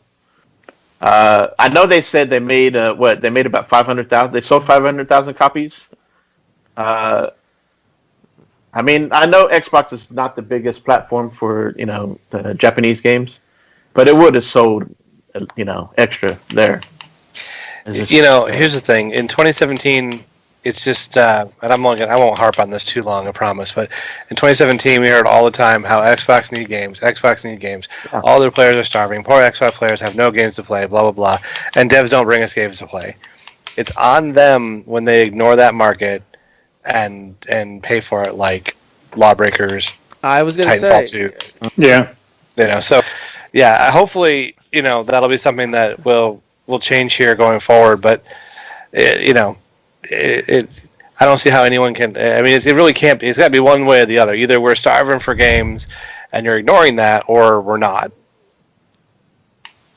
I'll tell you what. I don't think anybody here was starving for games on Xbox. No, nobody's starving for games on either platform. Nobody's starving. No, nobody's starving for games. So you got backlog. You got third-party games. You got exclusives. Indie games. There's no excuse. No, none whatsoever. But I would like to see some of these. I know Phil was in Japan and stuff like that, trying to work with these some devs over there, whatever he was doing. And we're going to see more games. I think we got one here from Korea. Was it? About Black Desert. Yeah. So I'm interested to see what that's about. But yeah, we'll see.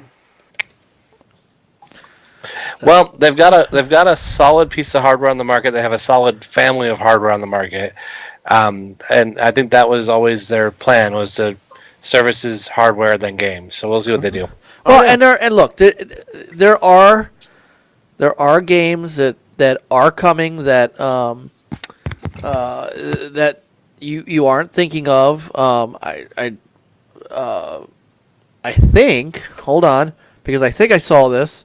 That Edith Finch was coming to the Xbox, wasn't it? Oh, it is. It's already on Xbox. It's already on there. Maybe I'm not thinking of Edith Finch. What am I thinking of? There was another one.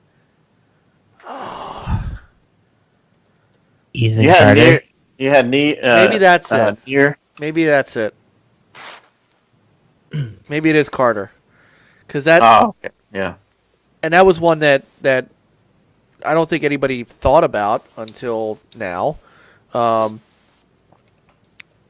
Hang on, I'm looking. I'm just checking what was the full name of the game? Vanishing of Ethan. Yeah, the Vanishing of Ethan Carter is coming to Xbox One, and it's got a new mode coming along with it. It's supposed to come out January 19th, so it's coming out this month. Oh. So sorry, I did not mean Edith Finch. I meant Vanishing of Ethan. I love it. It's these narrative based games that have these wonderful titles. I love it. So, who's the developer for the Vanishing of the Astronauts? Yeah, the Astronauts. They're ex People Can Fly developers. Right. So, yeah, I mean, it's not out of the realm, and sometimes, see, this is what I think is where some developers do it right. They don't talk about another version until they can, or until they. I just looked at the chat, and of course, there he is. So, hey, Bob, I was glad to see Mike is not wearing an eye patch. Yes, you missed the story. But, anyway, some of these developers do not talk about another version of the game until it's time to talk about it.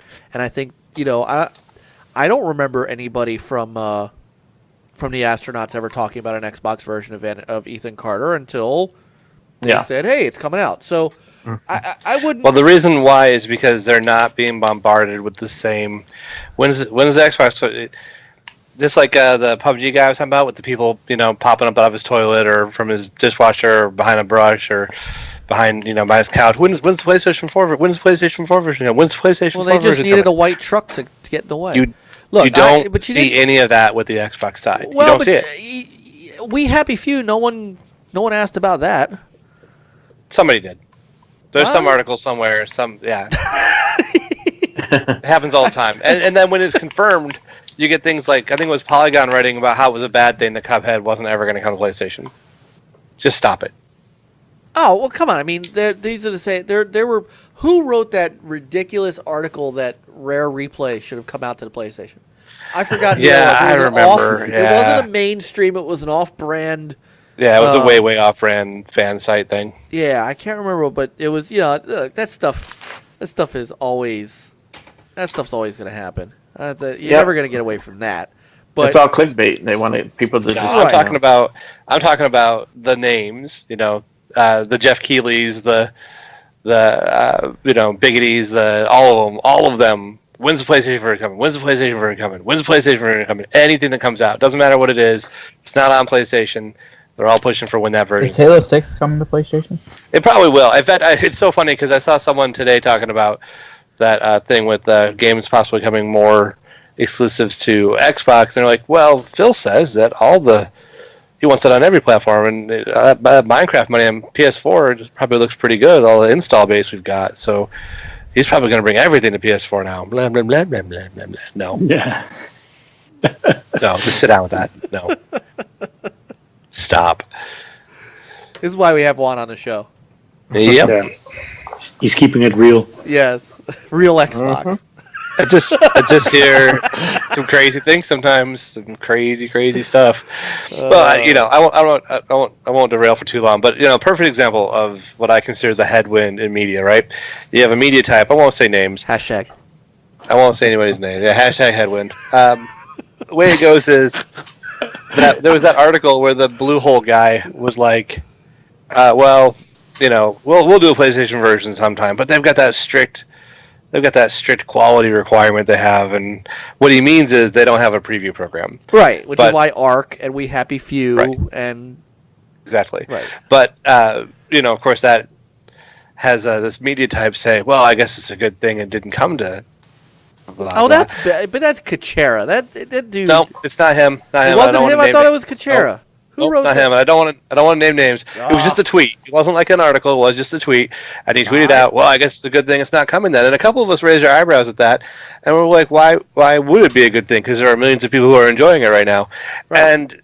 And he said, "Well, don't get me wrong. I'm not being a fanboy because I don't have any opinion of the game, so I don't really have an opinion on it." Because I'm not that interested in it. I wouldn't play if it did come, and I haven't watched that much gameplay of it or anything like that. I'm like, okay, so now you're telling me that you've opined. You said, well, it's a good thing it's not coming. That's an opinion. And now you're telling me, well, you don't really have an opinion, having opined and made that opinion based on not being interested in it and not watching it, and you're not a fanboy. What? No, that's what fanboys do. They don't watch games they're not interested in. They say how it's good they're not coming to their system. That's fanboy 101. And then saying that you're not that doesn't make you not that. And this is a guy who writes in the media. And, it's just, that's the kind of negativity you see all over the place. And that's all I'm going to say about it. Hashtag headwind. Hashtag headwind.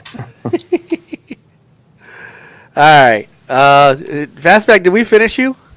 Yes, sir. Okay. I don't know when, but I'm finished. No. Okay. So I want to say what's up to some late entries into the chat room. Sam. Yep, Sam Tolbert, A-Bomb, who did miss my sauce packet. Yes, you'll have to go back and listen to it. And, of course, our great friend from the Inner Circle and most notably of the Multiverse show, Anchorman. We always love having him in the chat. And, all right, so we're on to Witty. Right, well, before I get to my top 5, I've got an honourable mention for Horizon Zero Dawn, because if I had a PlayStation this year, that'd be the only game I wanted to play on PlayStation this year. And from everything I know about it, it's my type of thing. It's open world and all that, so God knows where it'd get in my top 5 if I'd have played it. No, sir, I'm sure you'll find something wrong with it. Come on now. Every game you can play. Oh, yeah, well, this is thing, like, 2017... Every game except for GTA. Yeah, 2017's been a fucking great year for games, but most of the games have had issues in one way or the other. You know, so it's not been a perfect year by any stretch of imagination. But you know, because even my top 5 game, Dirt 4, I had an issue with that, where I didn't have co-driver for about a week. God knows what that was about, but you know, it's still made my list because it's the most fun I've had in a racer this year, and that for me it beats Forza 7 because Forza 7 is just way full of issues. It took me about 5 hours last night. Well, not last night, overnight, to do the Forza-thon. I had to do these 4 challenges, and it took me like 5 hours when it should have took me about an hour and a half. You know, whereas there was none of that in Dirt 4. Everything worked perfectly. It was a great game.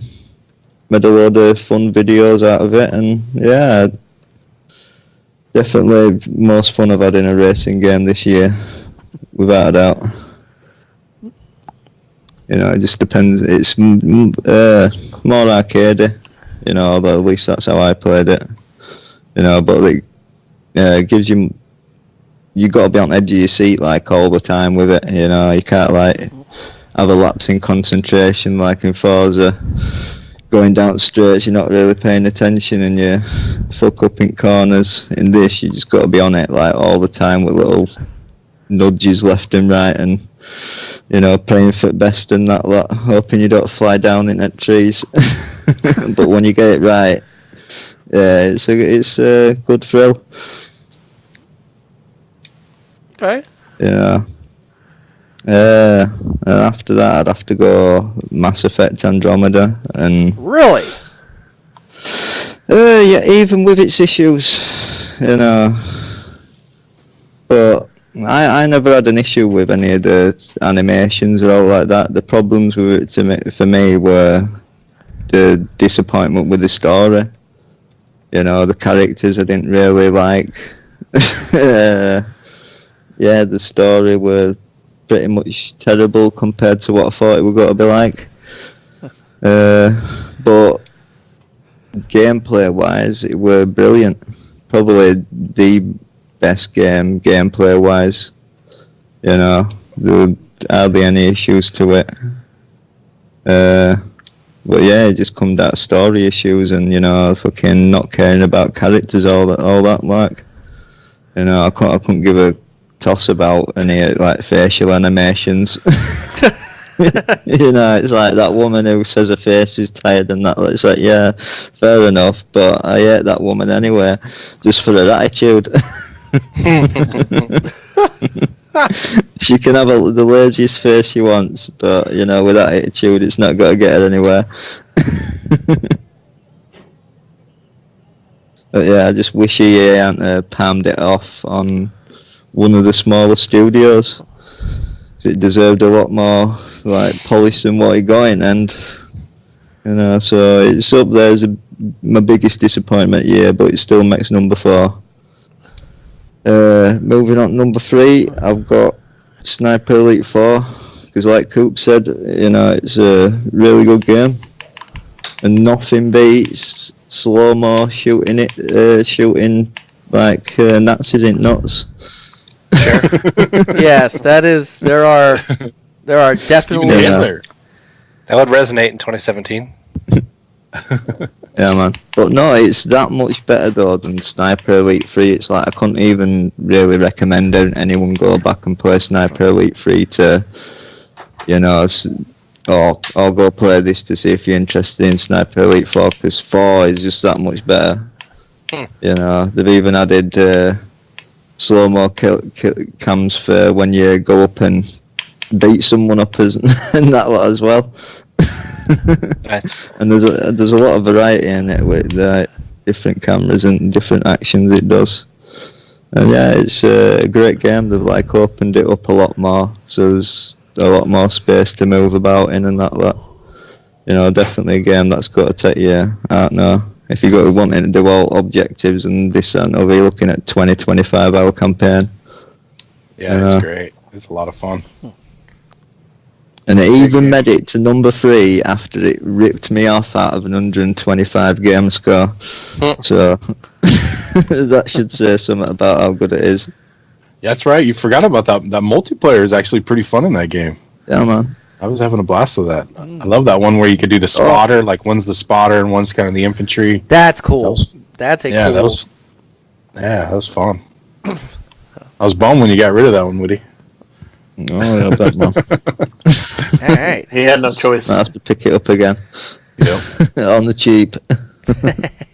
All right. Great game. Cool. All right. I'm number 2. Oh, that's right. Is, sorry, you talk slow. No, number 2 is Ghost Recon Wildlands. Basically, because of all fun I had with you guys. It's like that is the game that bring me the most fun cooperative this year. Fuck GTA.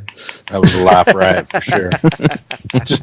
just blowing each other up in that game. Yeah, man, innit? Yeah, that was HTK all the way. Yeah, I blame HTK. Always have your EMP red handy. Yeah, that's right. He's sneaky with that C4. I had Natty dancing on top of my helicopter blades. Yeah. Yeah, there were some funny glitches in that game. EMP Yeah, man. Helicopter. Yeah, don't let Nate drive the red helicopter. No, it was a really good game, but it just a shame the only way it beats GTA is the shooting. Everything else GTA just whoops its ass in, and that's why I've always been a bit negative on it. But I was happy with my 2 months that I spent with it. But without a doubt, Assassin's Creed Origins is my game of the year. Because it's just the most well-rounded game out of everything that come out. A bit shocked because going in at year, I was thinking it would go to be Mass Effect. That let me down. I was looking for a game to replace it, and E3 come and Assassin's Creed got me hype, and it actually fulfilled the hype in every way and probably surpassed it. Wow. The open world was shit hot. I like the fighting in it, especially when I sussed it out. Right. And everything's just so good about it. Even I love the Gladiator arena. I don't know why Coop struggled so much in an arena. I was whooping their ass. I know we're playing on hard. Anchorman, what did... You could only pick one other person on the panel to fight with you. Everyone else is trying to kill you. He's trying to get us to fight each other. Right, he's trying to get us into our own PUBG.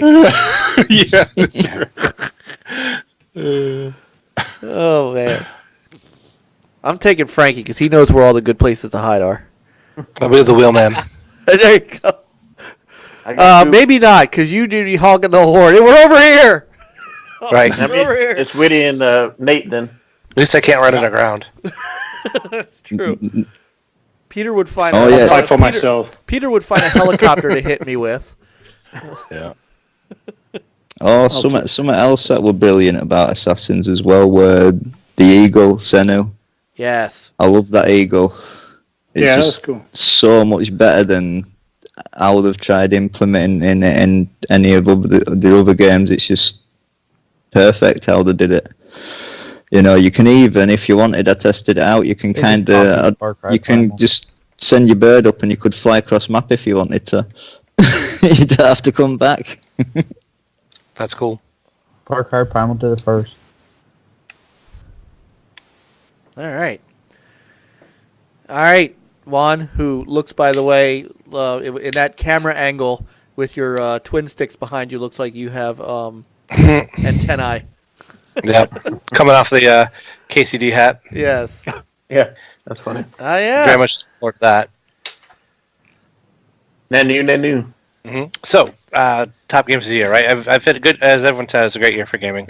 I completed 30 games this year, counting retro stuff too, old stuff.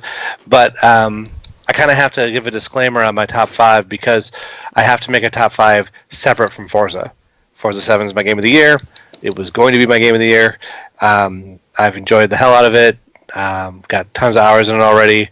Online, we've had some really fun nights at the online multiplayer with it. The single-player racing is as good as it's been in the Forza series in a long time, and sometimes it's just gorgeous with the when the weather comes in or comes out, the sun comes up in the middle of a rainstorm or whatever. It's so great. So yeah, Forza would be number 1, and nothing else is really fair. So with that in mind, I got a quick 5 here for the year. Number 5 would be Sonic Mania. I really enjoyed the hell out of it. It's one of those I picked it up, couldn't put it down until I was done with it, and that goes a long way for me. I love the old school Sonic games, Sonic 1, 2, 3, and this is that feeling. Outstanding soundtrack. So that was a great one. Cuphead, just ahead of Sonic Mania with that because of the art style. It's fantastic, everything about its art style, and again the soundtrack, so great. Modern day Contra, but reskinned, and a different look for that type of thing, unique. But the gameplay was kind of Contra-like, and that's not a bad thing. Brilliant design in that you never lose anything so badly that you're just like, F this game, I'm done. Fuck, get away, whatever. You die, and you're like, oh, I'll get it next time. And 30 times later, you still haven't gotten it, but that's still cool. So, enjoy that. Number 3 would be Halo Wars 2. Really enjoyed the campaign on that. I haven't yet finished the DLC campaign yet, but I'm kind of waiting for some people to co-op with me, and then we can do that. So we're working on that this coming year. I'm going to nag people into co-op in it with me. But Halo Wars 2, best Halo story since Halo 3. Not counting mainline hero. Let's leave reaching those out of it. But best Halo story since Halo 3. Great cinematics and a credible, fun RTS. And a little bit. I think it got a little bit of a shame with how it got treated because it was an RTS. But yeah, if you're a Halo fan and you want more Halo story, and good lord, great characters. I want to see more Jerome and Isabel. I think Jerome and Isabel, the two of them, could be the center point of a mainline Halo game once we get the current storyline wrapped up. Number 2 is Life is Strange Before the Storm. Life is Strange, the series is my jam. I love those. I love the whole franchise. They've been absolutely great. The Life is Strange 2, Before the Storm, I was a little bit concerned when I learned it wasn't going to be Don't Nod anymore. The Deck 9 Games was going to be picking up, but they got it. They understood what made it great, and even stripped of having the kind of mechanical ease of a rewind mechanic to work with, they managed to make it a Life is Strange game that is possibly better than the first one in terms of like depth of emotion and story and the human characters, how you can empathize with them. It's really, really good. I don't know where it goes from here, but it was definitely worth doing, and my second game of the year. And number 1 would be Prey. There you go, Whitty. It's a fantastic game. It's Bio-Dead Shock Space. It's horror in space with a Bioshock kind of feel. When it comes to the upgrading and such, it's not without its flaws. I had to restart it 3 times because it didn't give me a respec, and at least so far, without any kind of enhancements on Xbox, the combat's a little rough at 30 frames per second because the enemies are so erratic. So when you deal with a 30 frames per second, super erratic enemies, and whatever input lag you might have if you're not in game mode or whatever. It makes the combat pretty tough. But as far as atmosphere, soundtrack is amazing. Being able to explore and get around things in different ways. Rewarding players for thinking outside the box when you are confronted with the challenge. It's really top notch. And so that's my game of 2018. I kind of figured you were going to go Not Prey. Forza. It's so good. It's really really good. And I don't want to spoil the story, but it's got kind of I wouldn't exactly call it a twist. I kind of saw where it was going. But the story is, the ending makes you think a little bit. It's pretty cool. It does a good job of kind of tracking how you go through it and the decisions you make, and that's fed back to at the end. I don't want to say too much, but that's pretty nice. It's just and Talos 1 is probably the best settings on a small scale since Rapture. I mean, it's really, really good. And the enemies themselves, the Typhon, if you haven't played it yet, and you're going to, make sure you put the captions on, because they get so much creepier when you can hear the things you would just barely be able to hear or not be able to hear because of the distance in the game or whatever. Because when you kind of realize what it is that they're saying and how that all equates to the bigger picture, it makes them 100 times more creepy. So, but yeah, it's definitely my favorite game of 2018 that wasn't Forza. Crazy was this Prey, was this what is this, the third one in that series, or it's not really tied in to the others. It's not thematically. It's a total reboot, isn't it? Yeah, pretty much. I don't know that it had to be called Prey, but it couldn't it couldn't make me not love it. Yeah. Like I said, the only thing that was really tough was trying to get spec right so that the combat wasn't too much of a pain. But once I had that taken care of, it was smooth sailing. And that's the thing a lot of people were doing wrong, was they were trying to do the combat in that like other games instead of playing the game with the way it's meant to be, right? Right. Yeah, no, it's fantastic, and you can work your way. My problem, why I had to respec the first time, was I spec like I wasn't going to do combat, and then kept putting myself in situations where I was doing combat, and made it harder. And so I had to go back and redo it a little bit so that I could more effectively do the other things like set up turrets and manipulate the environment and things like that. But yeah, no, it's really worthwhile. It's right down to every little atmospheric piece of it is great. I will say that you do a fair amount of retreading. That's probably the biggest negative.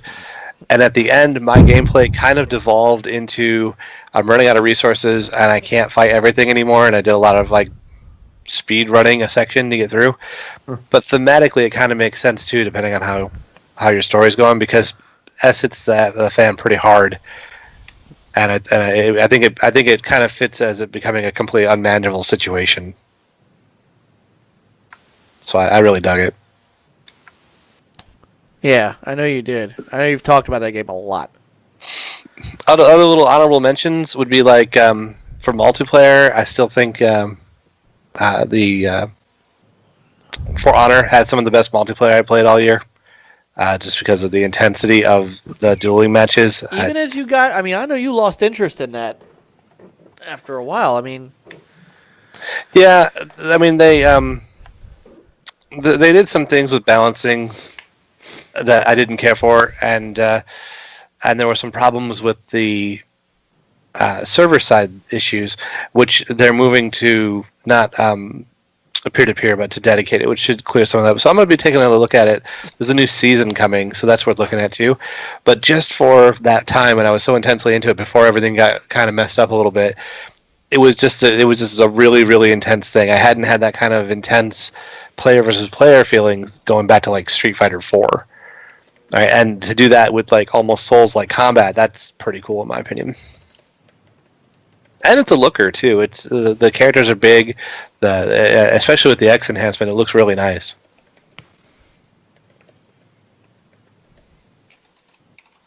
Nice. All right, Nathan. Hi. Last but not least at all. I'm glad I'm awake now. No, it's been fun. But see, since I always go last, I'm gonna have a lot of the same because we've been playing a lot of the same games. But that's okay. It's gonna be Call of Duty will probably be my number one because I'm still constantly playing it. And second would have to be Wildlands because HK likes to kill people, not me. I never killed any of you guys. yeah, right. And See the little halo above his head. And third would have to be Destiny 2. I don't know if it's just because it's the only thing that came out that month, but I played the heck out of it. It's a great game. And once again, you got to talk to everybody, so I don't mind single story driven, but I like being able to do it with other people. So, like, I'm really looking forward to Far Cry 5 for that same reason. Yeah. Okay. That's it? Just 2 games? Those are your 2 games? No, that's 3. 3? 3 games? Well, one of them's not a game that's out yet. No, I said 3. Wait, I Call of so you Duty's said Call out. of Duty, Call of Duty, Ghost Recon. Ghost Recon, and Destiny 2. Oh, Destiny 2. I'm sorry, I didn't catch Destiny 2. Sorry. Oh, it's okay. You didn't like playing PUBG with this? Oh, of course I like playing PUBG with you guys. I thought we were doing top 3. I guess we can do as many as we want. Well, yeah, all right. Yeah. So, all right. So, we're gonna go back through, and we're gonna go back the way we came, and we're gonna. I want you to give me 3? Sure, 1 to 3 games, and this doesn't have to take a long time, but we can stop to talk about a game we're really interested in. Say 1 to 3 games that you are looking forward to in 2018. Ooh, good one. Nathan, you are up first since we're gonna go NFL draft style. Oh, okay, I can do that. You're on the clock. Number 1 is Far Cry. I just talked about All right, you that. did talk about that. Far Cry 5. Second would have to be Kingdom Come Deliverance. Yes.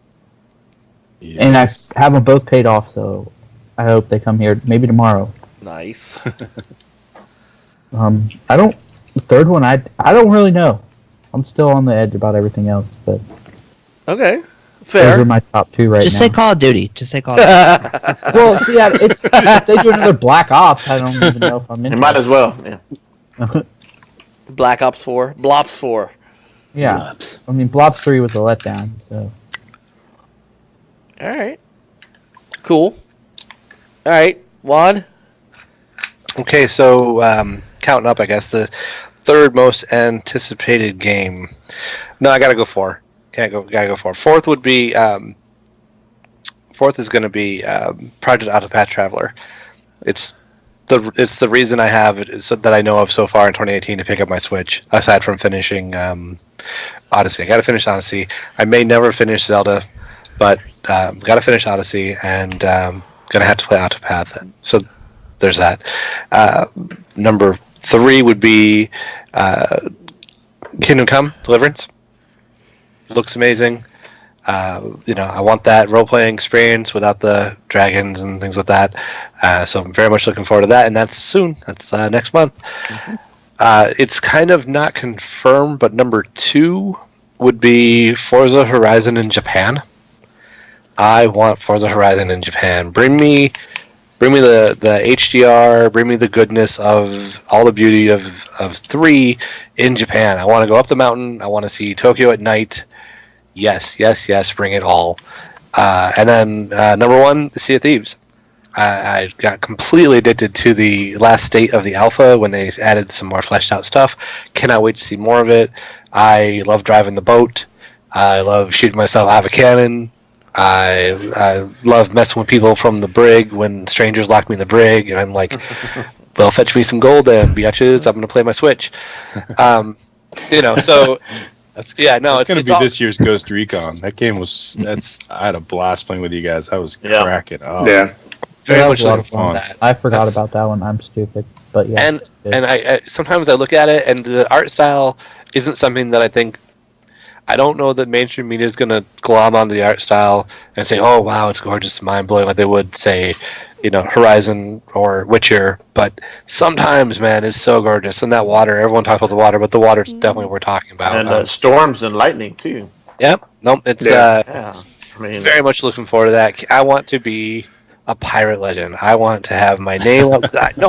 I fully believe that Rare is behind this whole thing with the way that they're doing stuff. They've already got stuff from people in the alpha that are going to be like named things in the game. Nice. So, I definitely want to make my name in that game. Yeah, I'm excited for that one too. That looks great.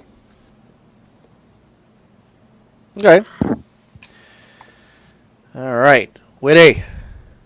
Well, pardon my French, but I'm going to tell you what I said on WFC overnight. 2018 is all about Red Dead. Everything else is inconsequential bullshit. Okay. And there you have it. Everything else is inconsequential That's bullshit. GTA 5 for 2018. Although there is another few honourable mentions, because I definitely need a racer in my life, because Forza 7's just not cutting it. I've got issues with the game, and yeah, I need a racer in my life, so it's either got to be Crew 2 or Forza Horizon 4. And then one I'm wishing for is just a Bethesda Game Studios to release a game, whether it's at, what's it even called, Coop, that one, Starfield? Oh, yeah. Starfield or Elder Scrolls 6, that would be my big hope for you. Is that what's called? Yeah, something like that. Yeah, it was Starfield. It was the code name, I think. Yeah. Yeah, we could be God surprised knows. with that one. Who knows? Bethesda's known to do that. Yep. Announce something a couple months later, it's out. So it'd be awesome. Okay. There's no other games. Not a single. There's other honourable mentions like Far Cry 5 and... See, there you go, Nathan. Is another Far Cry 5. You know, but the only thing about Far Cry 5 is I was a bit disappointed with Far Cry 4 and I'm a bit on the fence about it. It's a game I'll definitely play, but whether I'll be getting it straight away or not's another matter. Crew 2, you were talking about that one. Yeah. Yeah, Crew 2, yeah. that's up there first. You're the only one thinking about that game. I already pre-ordered it. Yeah, man, it's because I Did need a you racer really? in my life. Yeah, Well, he got a good deal. I did. I got the Ultimate Edition for like $50 or something. Got the $100 one. I'm just hoping the driving's alright. Or at least kind of GTA, where it works. And you don't really have that many issues with it. The first Crew really was underrated, in my opinion. I mean, It's a great idea and a great premise. It looks good, but the driving was so Yeah. Wasn't on par. This was not up to What you expect. well, no. Look. It wasn't Forza Horizon 3, but exactly. And that's the hard part. That's right. That's a high pedestal to put that game on. But I mean, come on. The idea that you could go coast. It wasn't to even coast- Grand Theft Auto though. Look, Grand Theft Auto has better driving I mechanic. don't know. It They does. that. Absolutely the does. crew had some guys, the devs. I believe they have some guys from Test Drive Unlimited, and the driving in there was better than the crew. Really? Yes. Woody can back me up on that. Nathan. Come on, Woody. Nathan, you're I on like- you're on my side, right? Yeah. I'm in the crew. I played it. I still was playing it when you guys weren't playing it. Yeah. I'm not saying it's playground games quality stuff. Oh, but no way. It was But still good. It was still fun. Now, from what I understand, the was it the X enhancement that pretty much took away all the, or on the X it pretty much took away all the loading? Yes. It's Nice. instant now. It's pretty crazy. I have it on PC, so I never really had The fast slow traveling. times. Ridiculous. Gotcha. And I mean, in Far Cry 5, you can look for bull testicles. So, looking forward to that, too. Okay. All right. How are you going to get that, though? Is he going to kick you in your face and kill you instantly? I don't know. You'll find out. All right, Fast. I can't Yeah. believe I forgot about Metro, by the way. Oh, yeah, nobody's Somebody done will that. mention. That's the thing. There's just so many, but the number one that's on my list is State of Decay 2. I had a lot of fun with the first one. I just loved it. You know, it's had it was kind of wonky, but it was complicated a little bit. You know, trying to keep everything together, survive, and you know, keep yourself alive while you're trying to keep your crew, you know, your group together and keep them alive. So I'm looking forward to that because also you can have someone jump in and help you out, and you can jump into their area too. Red Dead Redemption 2, definitely looking forward to that. You know, interested in the story and of course the open world. Yeah, you know, go out there hunting and you know horseback riding, whatever. I think one that most of us haven't really been hearing, but Vampire. I think that's coming out here pretty soon. I know Frankie and Short Pause guys, they talked about it too. B Money. That one is very interesting. I don't know if you guys have heard about the story, but it's based on a vampire who's a doctor. He's in this town that has a disease, so he's kind of having trouble because he has to help these people survive the disease, but at the same time, he is a vampire, so he has to feed on them. So you have to be careful how you go about it because you can change the town. You can change things, the way people are, you know, their view about you or just the town. So it's kind of interesting how that might play out. You know, you can solve. You know, you know how you can solve how the town views you. Just kill them all. You go to the next town. Yeah, you might be right. Yeah. Okay. That game was good. Victorian era. Yeah, it's got multiple paths you can play. Yeah. You know, so you can be the savior or the, you know, the devil. So it's pretty cool. Developed by Don't Nod, the studio behind Life is Strange. Yeah. Exactly. Yep. Yeah, I'm looking forward to that one too. So it's been ages since I've heard all about that. That is spring 2018. Hopefully. That's all it says on the website. Yeah, like a lot of other games do. You're right. I have to go with Spider-Man. I would have said God of War 4, but I'm more interested in Spider-Man as far as on the PS4. Yeah. Also, Sea of Thieves. I was in the alpha. Had a lot of fun with you guys. A couple of you guys here. So I'll definitely look forward to that. And I owe somebody a game because they won the Fantasy Football League. That's what they're getting. Yeah. And then also because I love driving games and you know being online with you guys on the driving games, I have Forza Horizon 4 and Crew 2. So we'll definitely. Anybody buying the rumor about Forza Horizon 4? About it being in Japan, or yes, I'll buy that. But sounds right to me. I feel like this is the I hope second it time won't we've be a heard it. drift fest though. No, but they're gonna have to have a drift section in there. That's I mean that's what Japan is about. It's big over there. You're thinking what, Frankie? I feel like this is the second time that we've heard that rumor. It is. So Yeah, we keep hearing it. yeah, I wouldn't be surprised if that one pans out. So, but who's making it? Because it would be Playground. But Playground, They never said they were done with them. but aren't they making their? Well, so that's another rumor too, that it is possible Playground Games is also going to make Fable. That's a little more tenuous, I think. Yeah. Well, so sorry to sidetrack, but something interesting happened during the week on this. Everybody has seen by now the supposed rumors that came off Reddit that there's a bunch of Microsoft games coming, like a third person Perfect Dark, another and then another another Fable. Somebody originally had stacked Fable up on I think it used to be called Studio Gobo, and now they're called Electric something or other, but somebody else from an ex Lionhead guy tweeted this week. He doesn't have any real inside information, but he's pretty sure he knows who's making this Fable game, and it's not them. And nobody knows what Playground's making yet. because they really haven't announced it. I'm not. I agree because I can't think of anybody else. Who would you want to trust? But Rare would be the only other studio that I would put in it. Exactly, and Playground has already proven what they've done with Forza Horizon.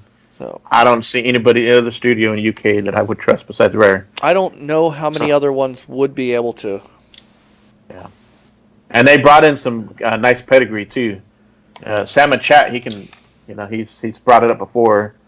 I know they brought someone from that worked on Hellblade and a couple other places. If Sam, you want to throw that in chat, yeah, but he brought that up before. Yeah, I'm sorry. What did the leak come from Reset Era, or I think Reset Era talked about the guy putting it on Reddit. I think. Yeah, he's been proven before because he had leaked in the past.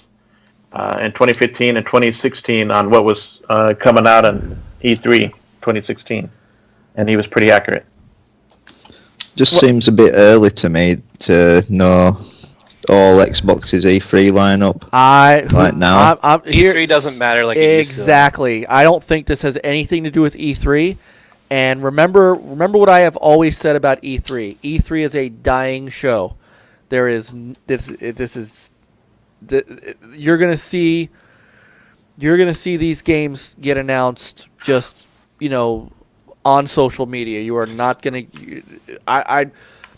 It won't be this year, but I still think we're winding down the big conferences of E3. I think we're getting to a point to where it's just not. It's not. Yeah, it's slowly going away. I like to see E3 kind of go the way of PAX South. Break it up, spread it around, United States, and that have different times where people can, maybe PlayStation shows off their game at PAX East, type thing, and then Xbox is at PAX South, whatever, So all right, I'm look. Sam's saying it came from Reset Era. I'm taking Sam's word for it. Yeah, no, I've heard. So there's no, there's Sam is legit. So I'm taking his word for it. Yeah, and he also brought up to you about the devs. They had a dev from CD Projekt Red, Ninja Theory, Guerrilla Games, and Rockstar. So they got some nice pedigree there. Yeah. Do me a favor, Sam, and DM me the link. I don't think you can put a link into the chat, but I can. If you throw me the link, I'll put it in there. Yeah, he had a good article too. So, all right. So actually, Juan, I'm surprised you didn't bring up Sea of Thieves. For what? He did. Did you? He did. I thought This is number one. Yeah. What the hell? Well, I'm talking and I'm like, Witty's wiki wacky tobacco is floating up in that corner over there. Something's going on. His weed is being passed. This is like the 70s. See, this is what happens. Floating in off the coast. I start to pay attention to the chat room, and I forget what the hell everybody's saying. This is why I don't type in the chat room so much, is because if I get involved in the chat room, I forget what the hell's going on live. So sorry. No worries. I reckon it's probably HTK's got a bong under the table. Right. It is right below you. Floating up. All right. Next. Frozen Coop. Frozen Coop. All right. I'm going to throw a couple curveballs because, a lot of the games we've already mentioned, obviously Kingdom Come, I'm super excited for. That'll be a day one. Sea of Thieves. I'm also hoping that we get Kingdom Hearts 3. Hopefully that one drops. It's supposed to hit Xbox.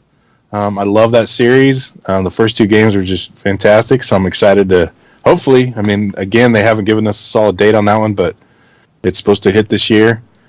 And then there's another one that I saw just the other day that I forgot what I was going to mention on our podcast the other day. It's Crytek has a game called Hunt Showdown. Have you guys, anybody on anybody's radar? No. Oh man, this game looks fantastic. I'm not sure if it's hitting consoles at all. I know it's a PC. It might be a PC only title, but it's a 2-player co-op. Like, you can play it solo too, I think. And you're dropped on a map, and it's sort of I won't say battle royale, but it's set in like the 1900s, so you've got kind of Wild West. You got the old Winchester rifle and some kind of period weapons and stuff that look really cool. And it's CryEngine, so it looks good. And there's like these zombies, and then there's these bosses, and you have to go around the map with other teams. There's other teams. There's kind of a PvP aspect to it, and you have to kind of find these clues and locate on this map where this boss is like monster thing. And I was watching there's a really cool thing on Steam, has a good little clip of some gameplay, and I think the alpha is starting sometime soon. It's supposed to start like this month sometime, and it just looks fantastic. Just really cool. I mean, once you find, all these teams are racing to try to find where this boss monster is, and once you find the boss monster, you take him out. Well, then you have to. There's like a time period where it's like, like the monster gets killed, and he's getting sucked up to. The demon souls get.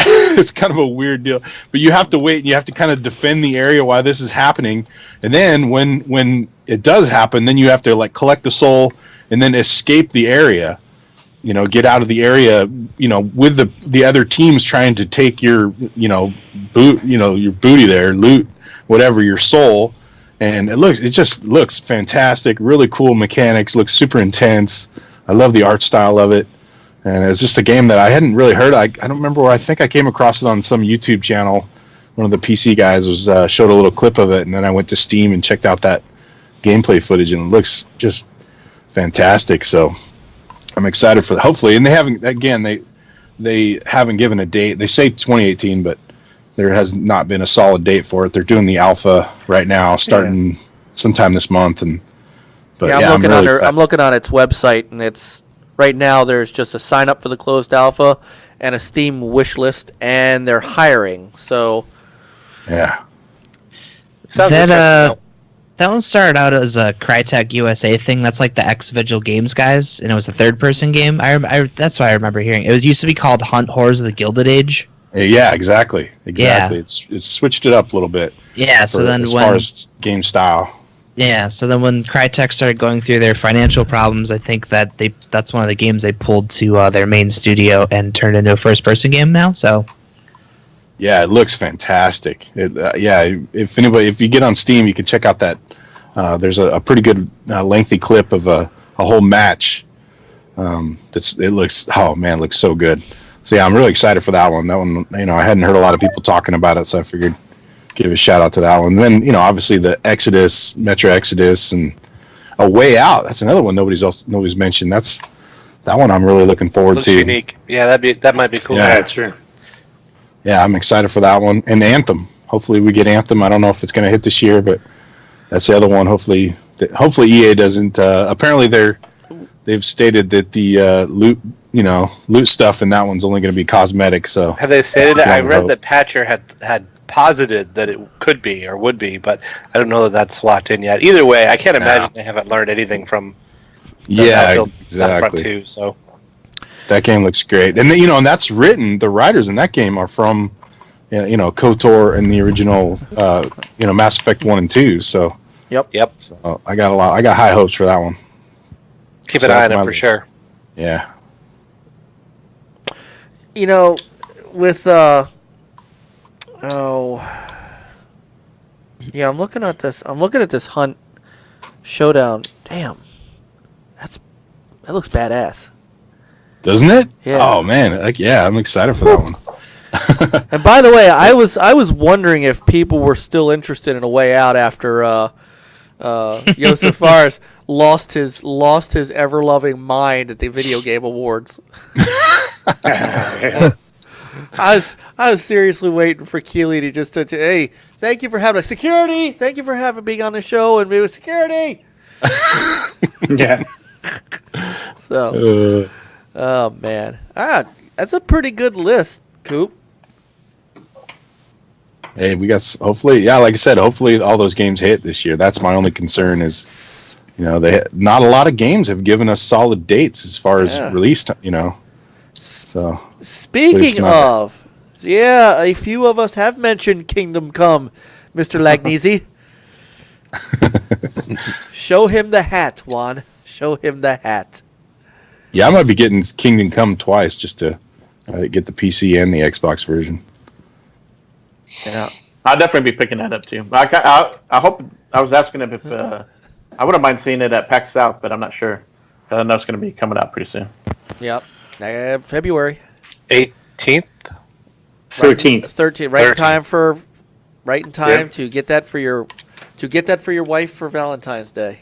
Yep, sold. Yeah, sure love it. Yes, I'm in love with myself, so give it to myself. There you go. We're looking forward Sweet Valentine. We're looking forward to having what? Well, we were looking forward to having Rick on the show next month. So, man, I gotta tell you, guys, one great dude, Rick. He is so cool and so great to actually play online with and have fun with, and he's been a great guest on the show. We're looking forward to having him back when Kingdom Come launches, and we can all talk about our experiences with the game. Yeah. And compare our stories and stuff. Yeah. I will tell you this: that Rick, he's done a great job going around PR for that game. Oh yeah, No doubt. A lot of people need to take a lesson from Rick.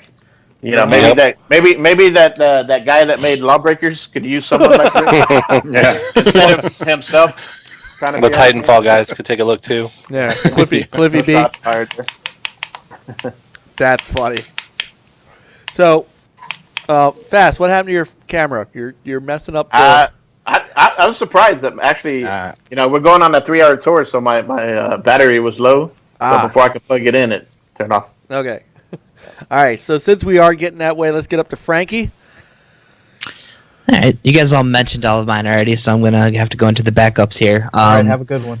So one of mine I have on here is Hollow Knight. This is actually already on Steam, but it's coming to the Switch sometime early next year, or not next year, this year, obviously. But I don't know when. I know they're planning on bringing it to other platforms, but I guess when they did a Kickstarter, there's a Switch stretch goal, so they hit that. So that one will be coming out first. It's basically like a Metroidvania meets like Salt and Sanctuary. These kind of challenging boss fights, but it's apparently been like praised a lot on PC. I know, people love it on there. So looking forward to playing that when it comes to consoles. Obviously, Darksiders 3. It's coming sometime this fall, supposedly. I love Darksiders. It's one of my favorite. The first Darksiders game, the ending still is like one of those like most epic moments of gaming to me. So I'm sad we're still not getting continuing from that point. But it'll be cool to play as Fury. She looks like she'll be a lot of fun. Hopefully, I'm a little worried that just because she's chain based, so she's more I don't know. I worry that combat's going to get old really fast. So I'm hoping she has some special abilities or some other weapons or something. Hopefully the demonic weapon system returns from 2. That was really cool. Yakuza 6, obviously. I'm planning on just binging on Yakuza games in April. So Yakuza 6 will be coming out in March. Has the best collector's edition I've seen this year. Has some really cool drink glasses. So that's one I definitely want to pick up. Cool. And I think that's about it. You guys have covered everything else. I was surprised somebody else remembered Vampire was a thing. So hey, I listened to you guys. Actually brought that one up on the show that I think I actually just went up. So I mentioned that one too. So yeah, And we the do fall have to too. we do have That's to coming out this discuss this with Brent that he links the Short Pause show about the time we start to go on. Yeah, he really So does. we He have does. I was watching him before you guys came. we have to have a talk. Yeah. Timing issue. Yeah.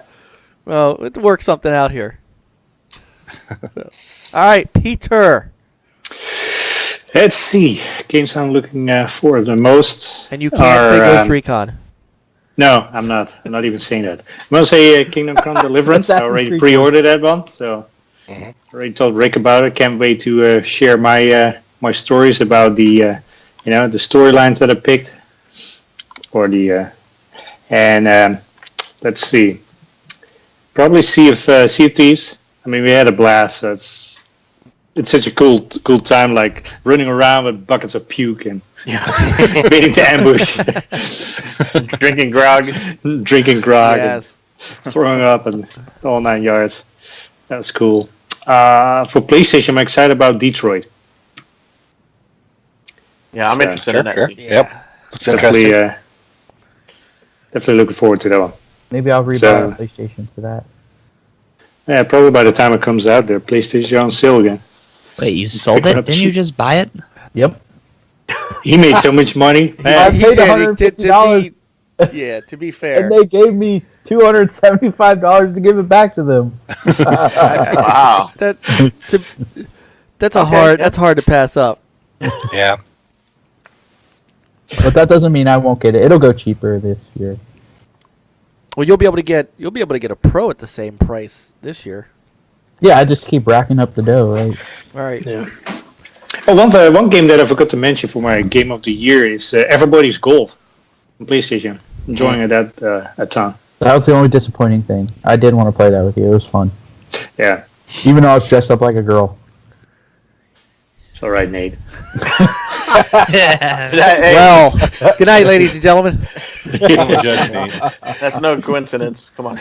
No. I accept you no matter what. We don't judge. I still me a want chicken Rick dinner. to tell me where to buy that Kingdom Come Deliverance Collector's Edition, but because I don't see it anywhere in the U.S. eBay.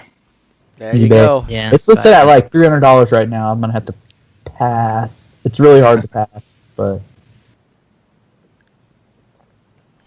Okay. All right. Keep going, Peter. That's probably it? about it for right now. I mean, maybe Far Cry 5. Looks fun. We have to see about Spider-Man. I wasn't too impressed with the Paris video, so hopefully they shape it up and make it like, feeling like I really want to play that game. Right now I'm like, I don't know. You were down on that. So, yeah, so who knows? We'll find out. All right. That we will. Yes, we will. So, all right. So mine, I will. I'll go through mine quickly because I think we've talked about a few of them. One of them, of course, is also Detroit. That is one of my it's sold out. most. One of my most. That could be my game of the year 2018 if it is what they are shaping it up to be. I there's just something about that game that has me just super hyped. It's strange, but that's one. Kingdom Come Deliverance is one, and that's probably hold me until Sea of Thieves. So I'm gonna need a month to play that game.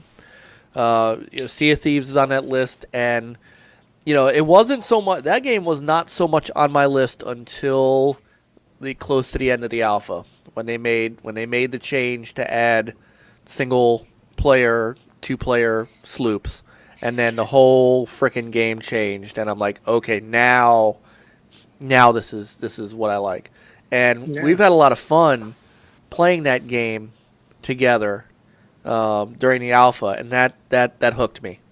So.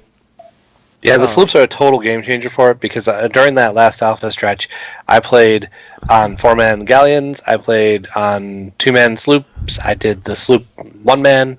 I mean, I could just, and it was great because I could, progress myself if I wanted to, or if I jumped onto, with a group of us, I didn't have to, try to go back to where you were. Like, think about like Destiny, right? There's no light, there's no nothing like that. So if you hadn't played the alpha as much as me, you weren't behind. We weren't going to a place where you couldn't contribute, or I wasn't having to sandbag and help you through and get you caught up. It was just seamless. Yeah, I agree.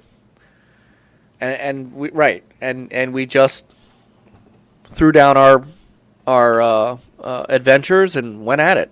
Didn't matter. It didn't matter what ranking and all that stuff. So, And that was cool thing about jumping into randoms, because I did that a couple times with 4-man random groups. I would walk in and put down an adventure, and if they weren't a level to get them, that was a boon to them, because there was someone there who had been through the level to get them, and then they could level faster by getting more money by doing the more challenging ones that I could offer. It was pretty cool. Yeah, that's one of the only, like, a lot of the betas, like Star Wars Battlefront 2 and the Call of Duty World War II betas, those actually made me want to cancel my pre-orders. Sea of Thieves made me want to pre-order the game. Playing that. I mean, it was one of the first betas that I played in a long time that was just got me super excited for the game. I was kind of on the fence before I played. I think that's a game that once people experience and get in there with their friends, and even like you say, even just doing the one-man sloop, I did that too. It was a blast. Even just doing that was fun. Yeah. Mm-hmm. So, they definitely they have to open it up. They have to get more information out there on it now, more people able to kind of show it off. But yeah, I mean, I had to pre-order it, and I had to pre-order the controller as well. That gorgeous controller. It goes in the dark. That thing looks awesome. Well, the thing And it comes with clothing items now, so now I have to pre-order Right, it. Otherwise, so- I run around naked. loot boxes. Look, I do that in PUBG anyway. So loot treasure chests. No, I mean, Loot treasure but here's the thing, and here's the thing about, because I talked earlier about betas. Sea of Thieves was a true alpha. That was a true. They didn't open it up to everybody. They ramped it up as you went along, and you watched it in development as it went along. It wasn't close to final. It wasn't, we're just going to let everybody open beta. And they're not even open betaing it yet. The next beta is a closed beta. So, this was a game you got to watch as they put it together. And that to me is what those kind of games, alphas and betas, should be. And you're right. I mean, They took a lot of feedback during that time and ran with it too. Yep. And that was a game that turned around my perception of it, because there was a point in time when I looked at that game and said, what is this? What am I doing? What's the purpose? What's the plan? And I didn't feel like there was one. And then all of a sudden it came into focus, and this to me is a game that I can't wait to actually be able to fully talk about. Absolutely. Yep. So, also, by the way, don't sleep on Metro Exodus. I know one of us also mentioned it. Metro, those Metro games for me on the 360 were phenomenal. Actually, I played I actually played the remasters on the Xbox One, but man, I loved both of them, and I am very much looking forward to Exodus. I'm looking forward to hopefully getting some Shenmue 3 this year, if they can finally get some information out about it. That'd be awesome. I would like, and so, I'm trying to think if there's anything else that is. I just remembered something. Which Shadow of the Tomb Raider is coming out this year. Yeah. Oh yeah. No. Yeah, they already Square already said that there's going to be a very short period of time between when it's announced and when it's out, but it's probably this year. All right. So. Wow, that'd be huge. When they put that out, somebody looked at it, and it was deliberately the way that it was written, Shadow was. Yeah, I saw that. So they were kind of teasing. Yeah, so that's I saw that. Probably going to be out this year. No. and with the movie coming out. Yeah, that's true too. That'd be huge. I'm also trying to decide. So my other thing too is there are a few VR games that I'm anxiously awaiting for now. One of which is not even a game. I mean, it's a game that's already out, but is getting a VR mode, which is Wipeout. Yes. Yeah, which I bought. I bought Wipeout on sale on the holiday sale just in anticipation for that. And there was another VR game that I Ace Combat. Ace Combat, thank you. Ace Combat 7. You read my mind, dude. That's yeah. And you know what? One real quick thing, because then we got to get to Juan's retro rec. But I need to do my second mea culpa on my perception of VR. And this is from playing both the Moss demo, which Moss comes out February, so that's another one on my list. That looks good. Yeah, and playing that demo from I can't remember, I think from the Playroom, VR Playroom. So I once said on this podcast that I did not understand how you would be able to do action platform style, third-person style games in VR. And Moss proved me wrong. And so did that demo that you get in the Playroom. They're both third person, and they're not even like behind the back third person all the way. Moss, you're sitting in the environment, and Moss is like this little mouse that you have to solve puzzles and fight creatures and stuff. It's like you're sitting inside the environment, and you are watching him move around you, and you are moving him around you, and you are manipulating things around you, and it worked phenomenally. And if that completely changed my entire perception of how you could do those kind of games in VR. And if you don't play it and you don't get your hands on it and you're not able to see it for yourself, you can understand how you can be skeptical about it. But once you actually get into it and see it, it's amazing what it can do. And I never thought about it that way, that instead of, not being able to get right behind the character and do the things that you could do in mostly a first-person mode, it was just so surreal to just be able to look around and see you're in a forest. Like, you're in the forest, not just the character. You're looking around and you're seeing trees and you're seeing rivers and you're seeing all this stuff behind you. But down on the ground is this little mouse that you're moving along in the environment, and you're jumping him up here and you're bringing him back down here and you're moving him behind you, and you're actually turning around because you need to get him from, over here. And it just worked. And I was like, okay, that's that. I'm sold. I am completely sold. So, then I got to see stuff like Rez Infinite, which is amazing. Thumper, Frankie, I wasn't real impressed with Thumper. I don't know why. I couldn't. I don't know. It was missing something to me. I don't know what it was. But I did try it. I couldn't get into it. I did buy Battlezone, and I love that. Yeah. Battlezone is that is like Tron, and that's all I needed. And then, believe it or not, one of my favorite games, which was free, was that, I think I talked about it last podcast, was this military skydiving game where you jump out of the back of a plane and you're trying to maneuver your way through these. I'm only on the training, so I'm sure there's more to it. You maneuver your way through these pieces, and then you pop your chute, and then you have to land on a land. It was really cool, and it was free, and it's the game I played the most. I can't explain it.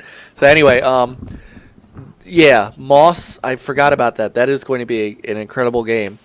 Peter, if you get a chance, play that demo. It's on the second VR demo disc. Oh, okay. I don't think I have that disc. You can download it. They're both free. Sweet. Yeah. Yeah, they have Lucky's Tale on. It's on Oculus. Right. Like that it's fantastic, and Edge of Nowhere, which is done by Insomniac, and that's more of a third-person action adventure. And I was surprised at how well that worked, because it's the same thing. You're like can peek around in the world. You're in the world, but you're manipulating this character down below, and it was weird. It made the combat kind of odd, but once you got used to it, that game was really fun. A great story. That's a good one. Insomniac knows how to make a good game. Did you play Chronos?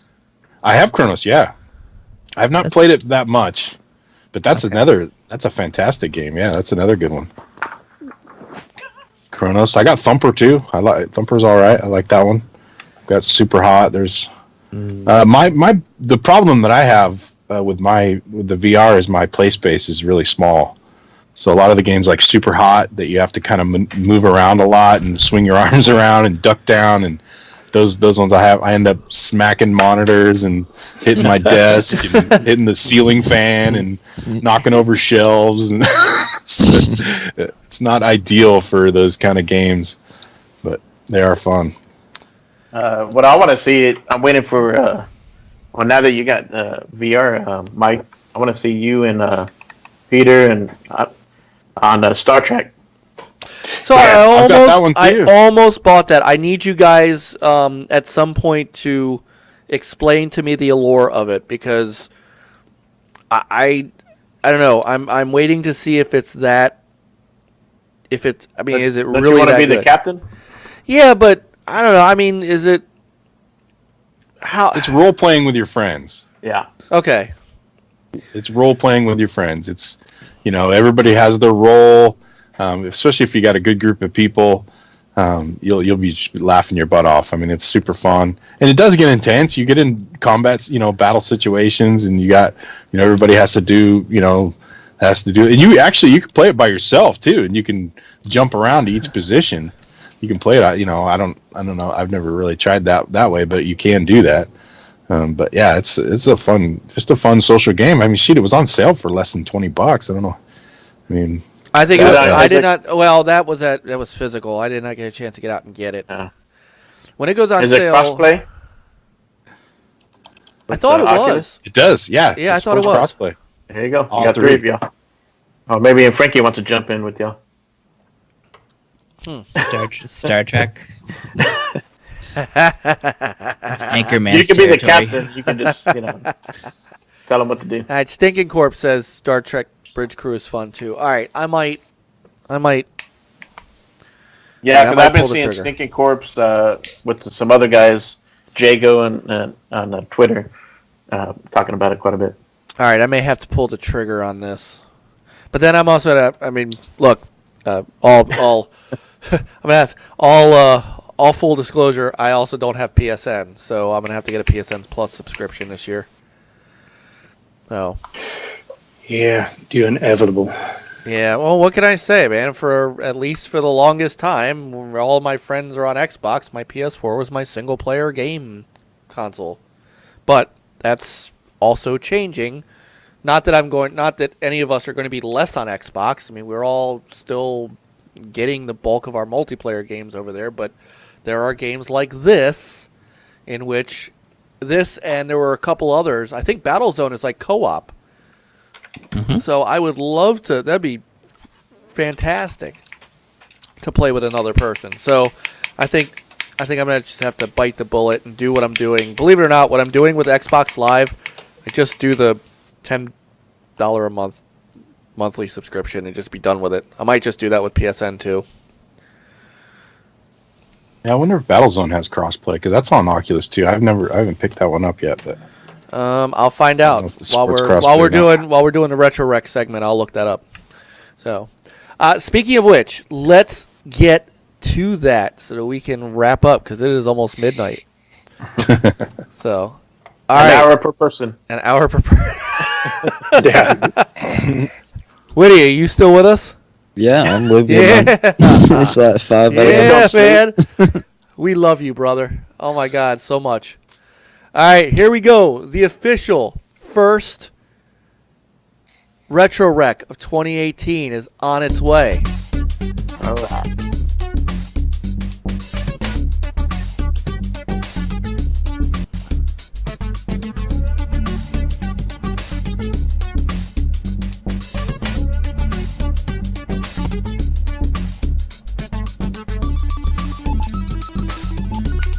I want another Road Rash so bad. Mm-hmm.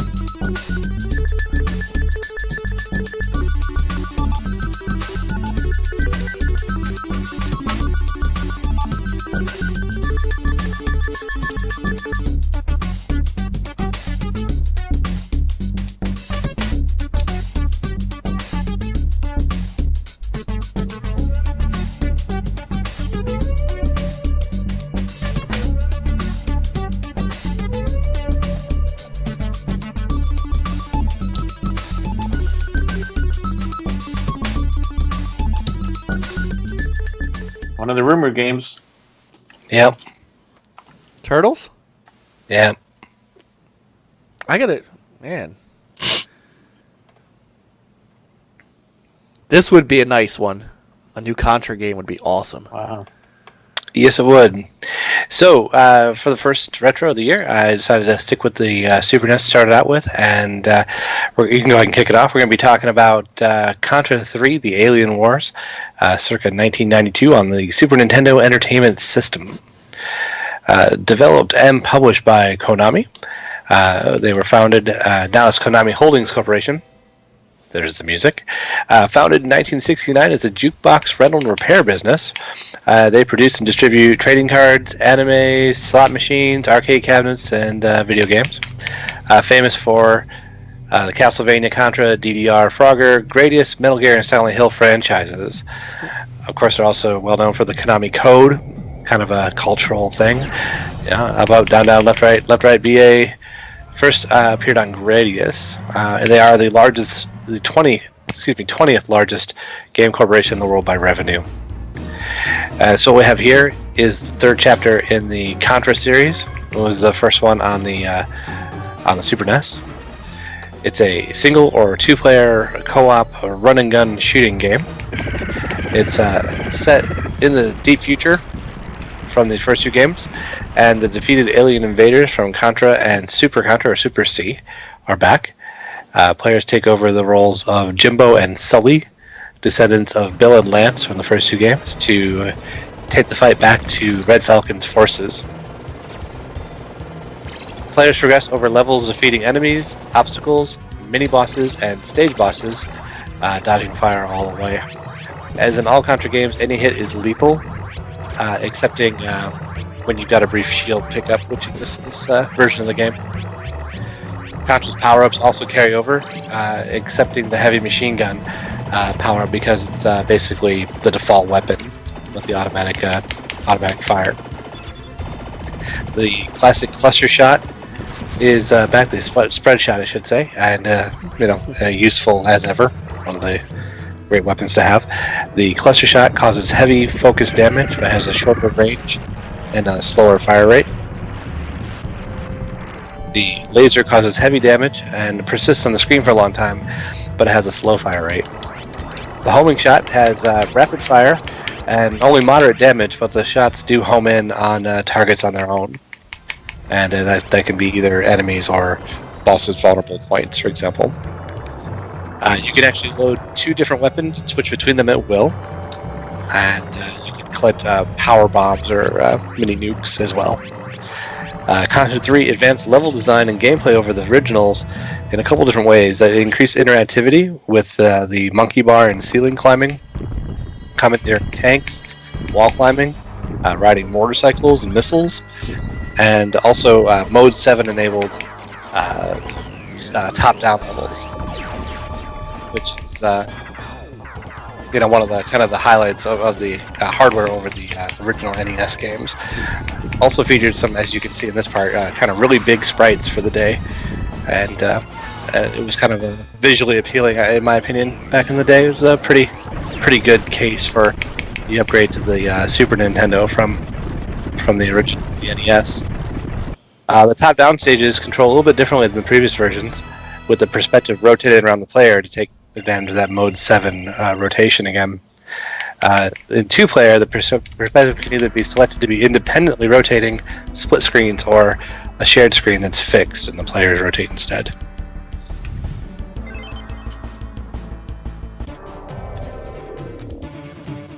Interestingly, the difficulty settings in this game are more than just like number of lives and things you get, but it actually changes bosses' patterns, and they'll have different attacks at different difficulty levels.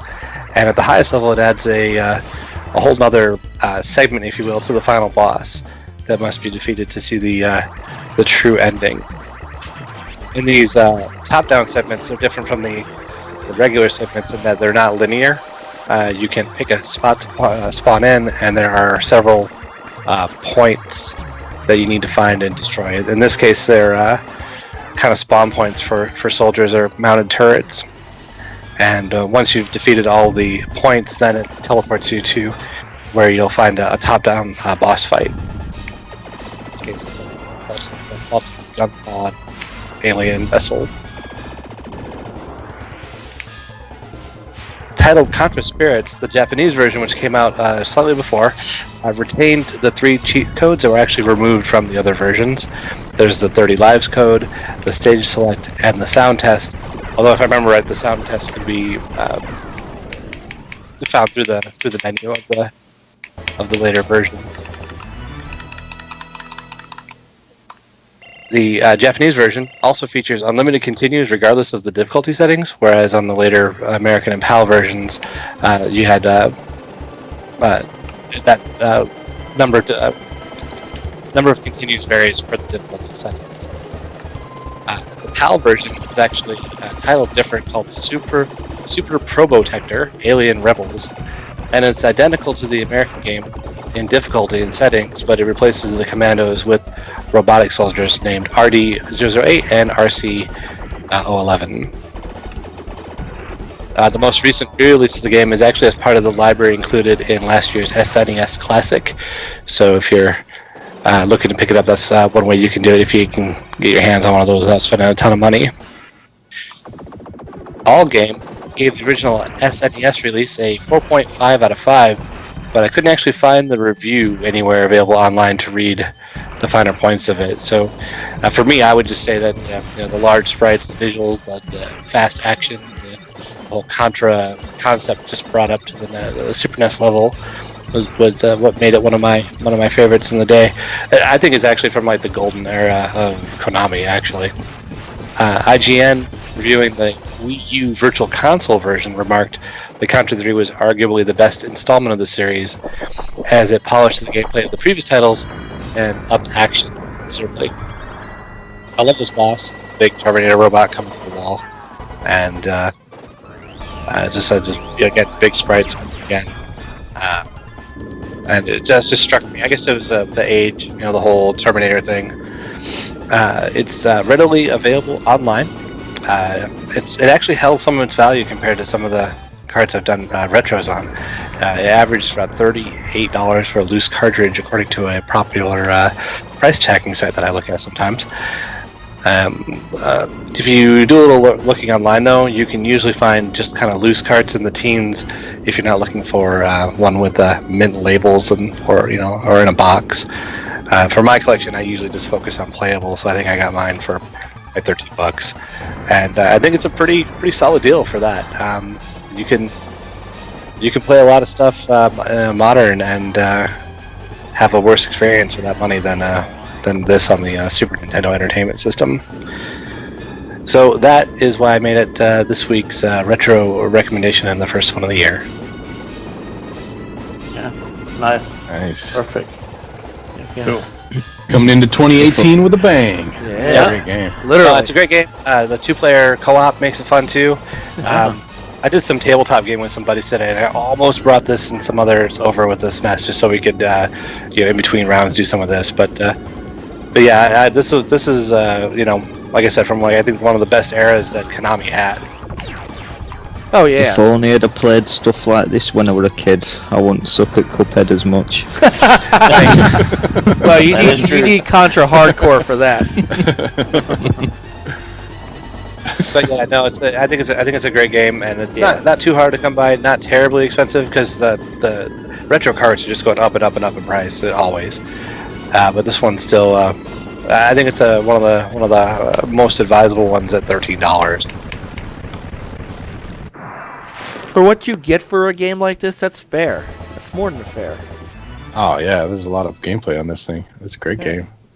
Yeah, if you're going to play through for you can set the difficulty to the highest, but of course that's it's pretty brutal to try to do that in your first try through. But if you could set it on normal, and when you play through, when you get that not true ending, it actually starts right over again at the next level up. So the real challenge is playing all the way through the 3 different levels. But that was always beyond me. One day I might have to go back for it, but yeah, I think it's a great game if you're building a Super NES collection. is awesome. Good stuff. All right. Okay. Very, very, very good first one in 2018. And I'm trying to get us back to, there we go. Very nice. My nephews have one of those little SNES Classics, and this was probably the game we played the most. Well, yeah, you got that great co-op, that great split screen. Exactly, yeah. But, same screen. Very nice. That's yeah. Pretty great. Konami has a pretty big chunk of my beloved Super NES collection. It was something I tweeted out the other day. I thought I was just kind of bored at work, and I said, "Hey, I'm going to name a developer and their best era. I'll kick it off." And I said Konami on the Super NES. Yeah. I mean, if you think about it, their older games were so good. I mean, it's like their 20-year spiral into hell is about the same track as Sega, except Sega had hardware to deal with.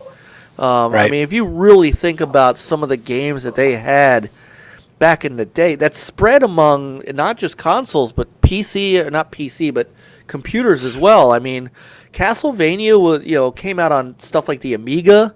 They had Police Knots. I mean, you're talking about, they even go, Frogger, Scramble, Super Cobra, yeah. Right? Amidar. I mean, these are Time Pilot. Time Pilot was like, I put so much money into Time Pilot. Yep, I can still hear the jingle. Yep. Track and Field. How many of you guys played Track and Field in the arcade? Man. Oh, yeah. Totally. Yep. Not in the arcade. No. Man. Commodore 64. Yeah. Russian Attack. Remember that game? Yeah, that was a good one. Double Dribble was a big franchise. And that was an original NES franchise, too, for a little while. Blades of Steel. Blades of Steel. Yep. Oh, yeah, I forgot that was Konami. So many good games. So many good games. Jackal on the NES. Jackal. Top Gun on the NES. Mm-hmm. Yeah. The TMNT, the Turtles games. I mean, God. And my favorite of those is Hyperstone Heist. I mean, those were, just all kind. You could, and then just to see where they are now. Just horrible. Yep. All right. Where did they do Operation Thunder? Was that Tato? Was that Tato? It might have been Tato. I know I did a lot of the poppin' music stuff too. I still have it for the what do I have it for the? Do I have it for the Genesis? I've got a poppin' music pad. I can't remember what system that was for, but yeah. So anyway, all right, that's Konami's. Okay. Well, guys, we have made it 3 hours. Yep. I win. Wow, with this many people. Well, yeah, with 8 people. Yeah, but a lot of info. This was a lot of info, and guys, this was a great way to kick off 2018. And Soup and Fast and Woody, I can't thank you guys enough for spending our first podcast of 2018 together. And of course, welcome back, thanks Frankie. for having us. Yeah. I'm just gonna end up putting you back in the video, Frankie. That's just all there is to it. You are the worst quitter ever. I really am. So, and I'm glad that you're here. I'm always glad that you're here. So always a pleasure. It is it's a better glad to be on podcast with with Frankie you for the first time. So Yeah. Oh, that's true. Yeah. Yep. So Yeah, and I'm always at work when you guys do your show, so I could. I know. I know it's always tough for me. I always feel bad when I have to listen to it later. And then the times when I work from home and I can actually be in the chat room, I'm like, hey. But thanks guys for coming on with us, and we'll do this again soon, of course. Yeah, it was fun. So once again, for those who have not who weren't with us at the beginning, just a quick thing on WFC. Who fucking cares? Just and once again, YouTube, that is FOOK. Fuking. Who fucking cares? Now you can catch WFC. WFC was spawned from the chat from NLG. So here we are. Origin story. NLG love Yeah. chat. Origin story. Yeah. Love you. We're Frankie and Mike's kids. NLG has become the prequel. See, I got Frankie's beard, so Yeah. no. But we started off on Thursday, but we moved to Friday, 6 p.m. Eastern, because that's early enough for Witty and UK Dazarus. So yeah, it's been fun. It's just WC is it's just like being a party chat. So you never know what's gonna happen. Awesome. So, yeah, awesome. So Yeah, I enjoyed the time I visited. I would definitely do it again, although I'd have to work out some kind of time or something because I work late now till 8. I'm not home till almost 9 at this point. Well, good thing about being on Friday is that we're able to be flexible. Either move it up and get people in that we know they come in a little bit later from work or whatever. Yeah. So yeah, we definitely look forward to the rrest of the year and get more people on the podcast that haven't been on before. So yeah, you guys, a lot of cool people out there. you guys are our family. That's how it is. Yep. So, Yeah. and then of course, Frankie, let people know about the short pause. Yeah, www.shortpause.com. We're in the process of putting up our top 5, 10, however many they want to do Game of the Year lists and anticipated game lists. So, we do reviews when we can. I know Ben's going to be working on Little Red Lie, I think it's called. It's the latest game from Will O'Neill, I think his name is. He did Actual Sunlight. So I assume that'll be up sometime this week. Ben also hosts the Tuesday Night Indie Spotlight, so subscribe to our YouTube channel, Short Pause Gaming. Our podcast goes up on there as well. It's also on iTunes, SoundCloud, TuneIn Radio, Google Play, and Stitcher. And apparently tweet it out before we go live. Yeah, apparently Brent times everything right. So, so if you want to check us out, we're obviously you're a fan of 3-hour podcasts. We do that too. So, but yeah. That's pretty much in a nutshell. Awesome. Nice. All right. Yeah. Well, and of course, you know who we are.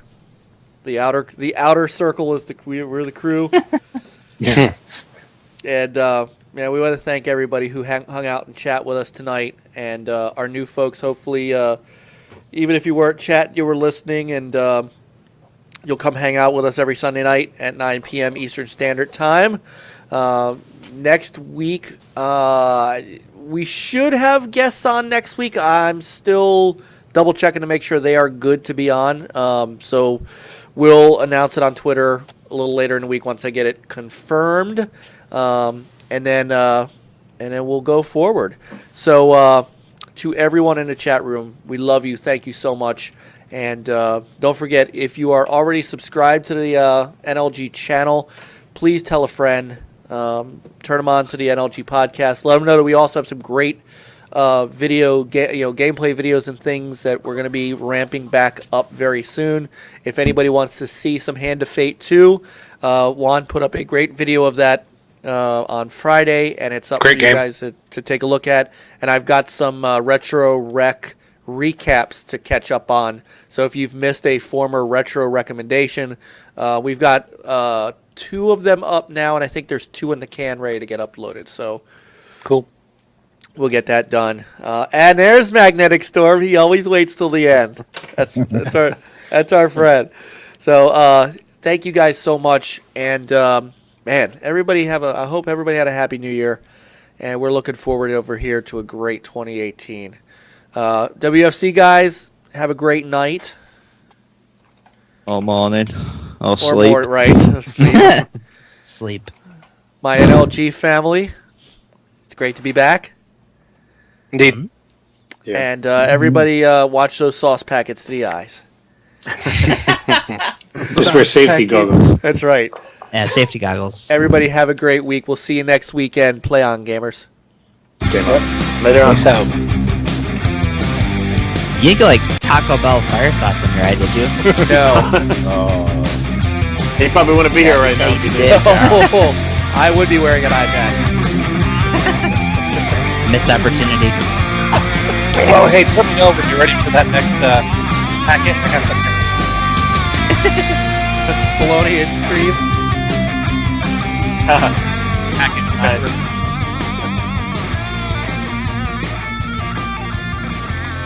Strong like bull. He might have to put that on every time he puts on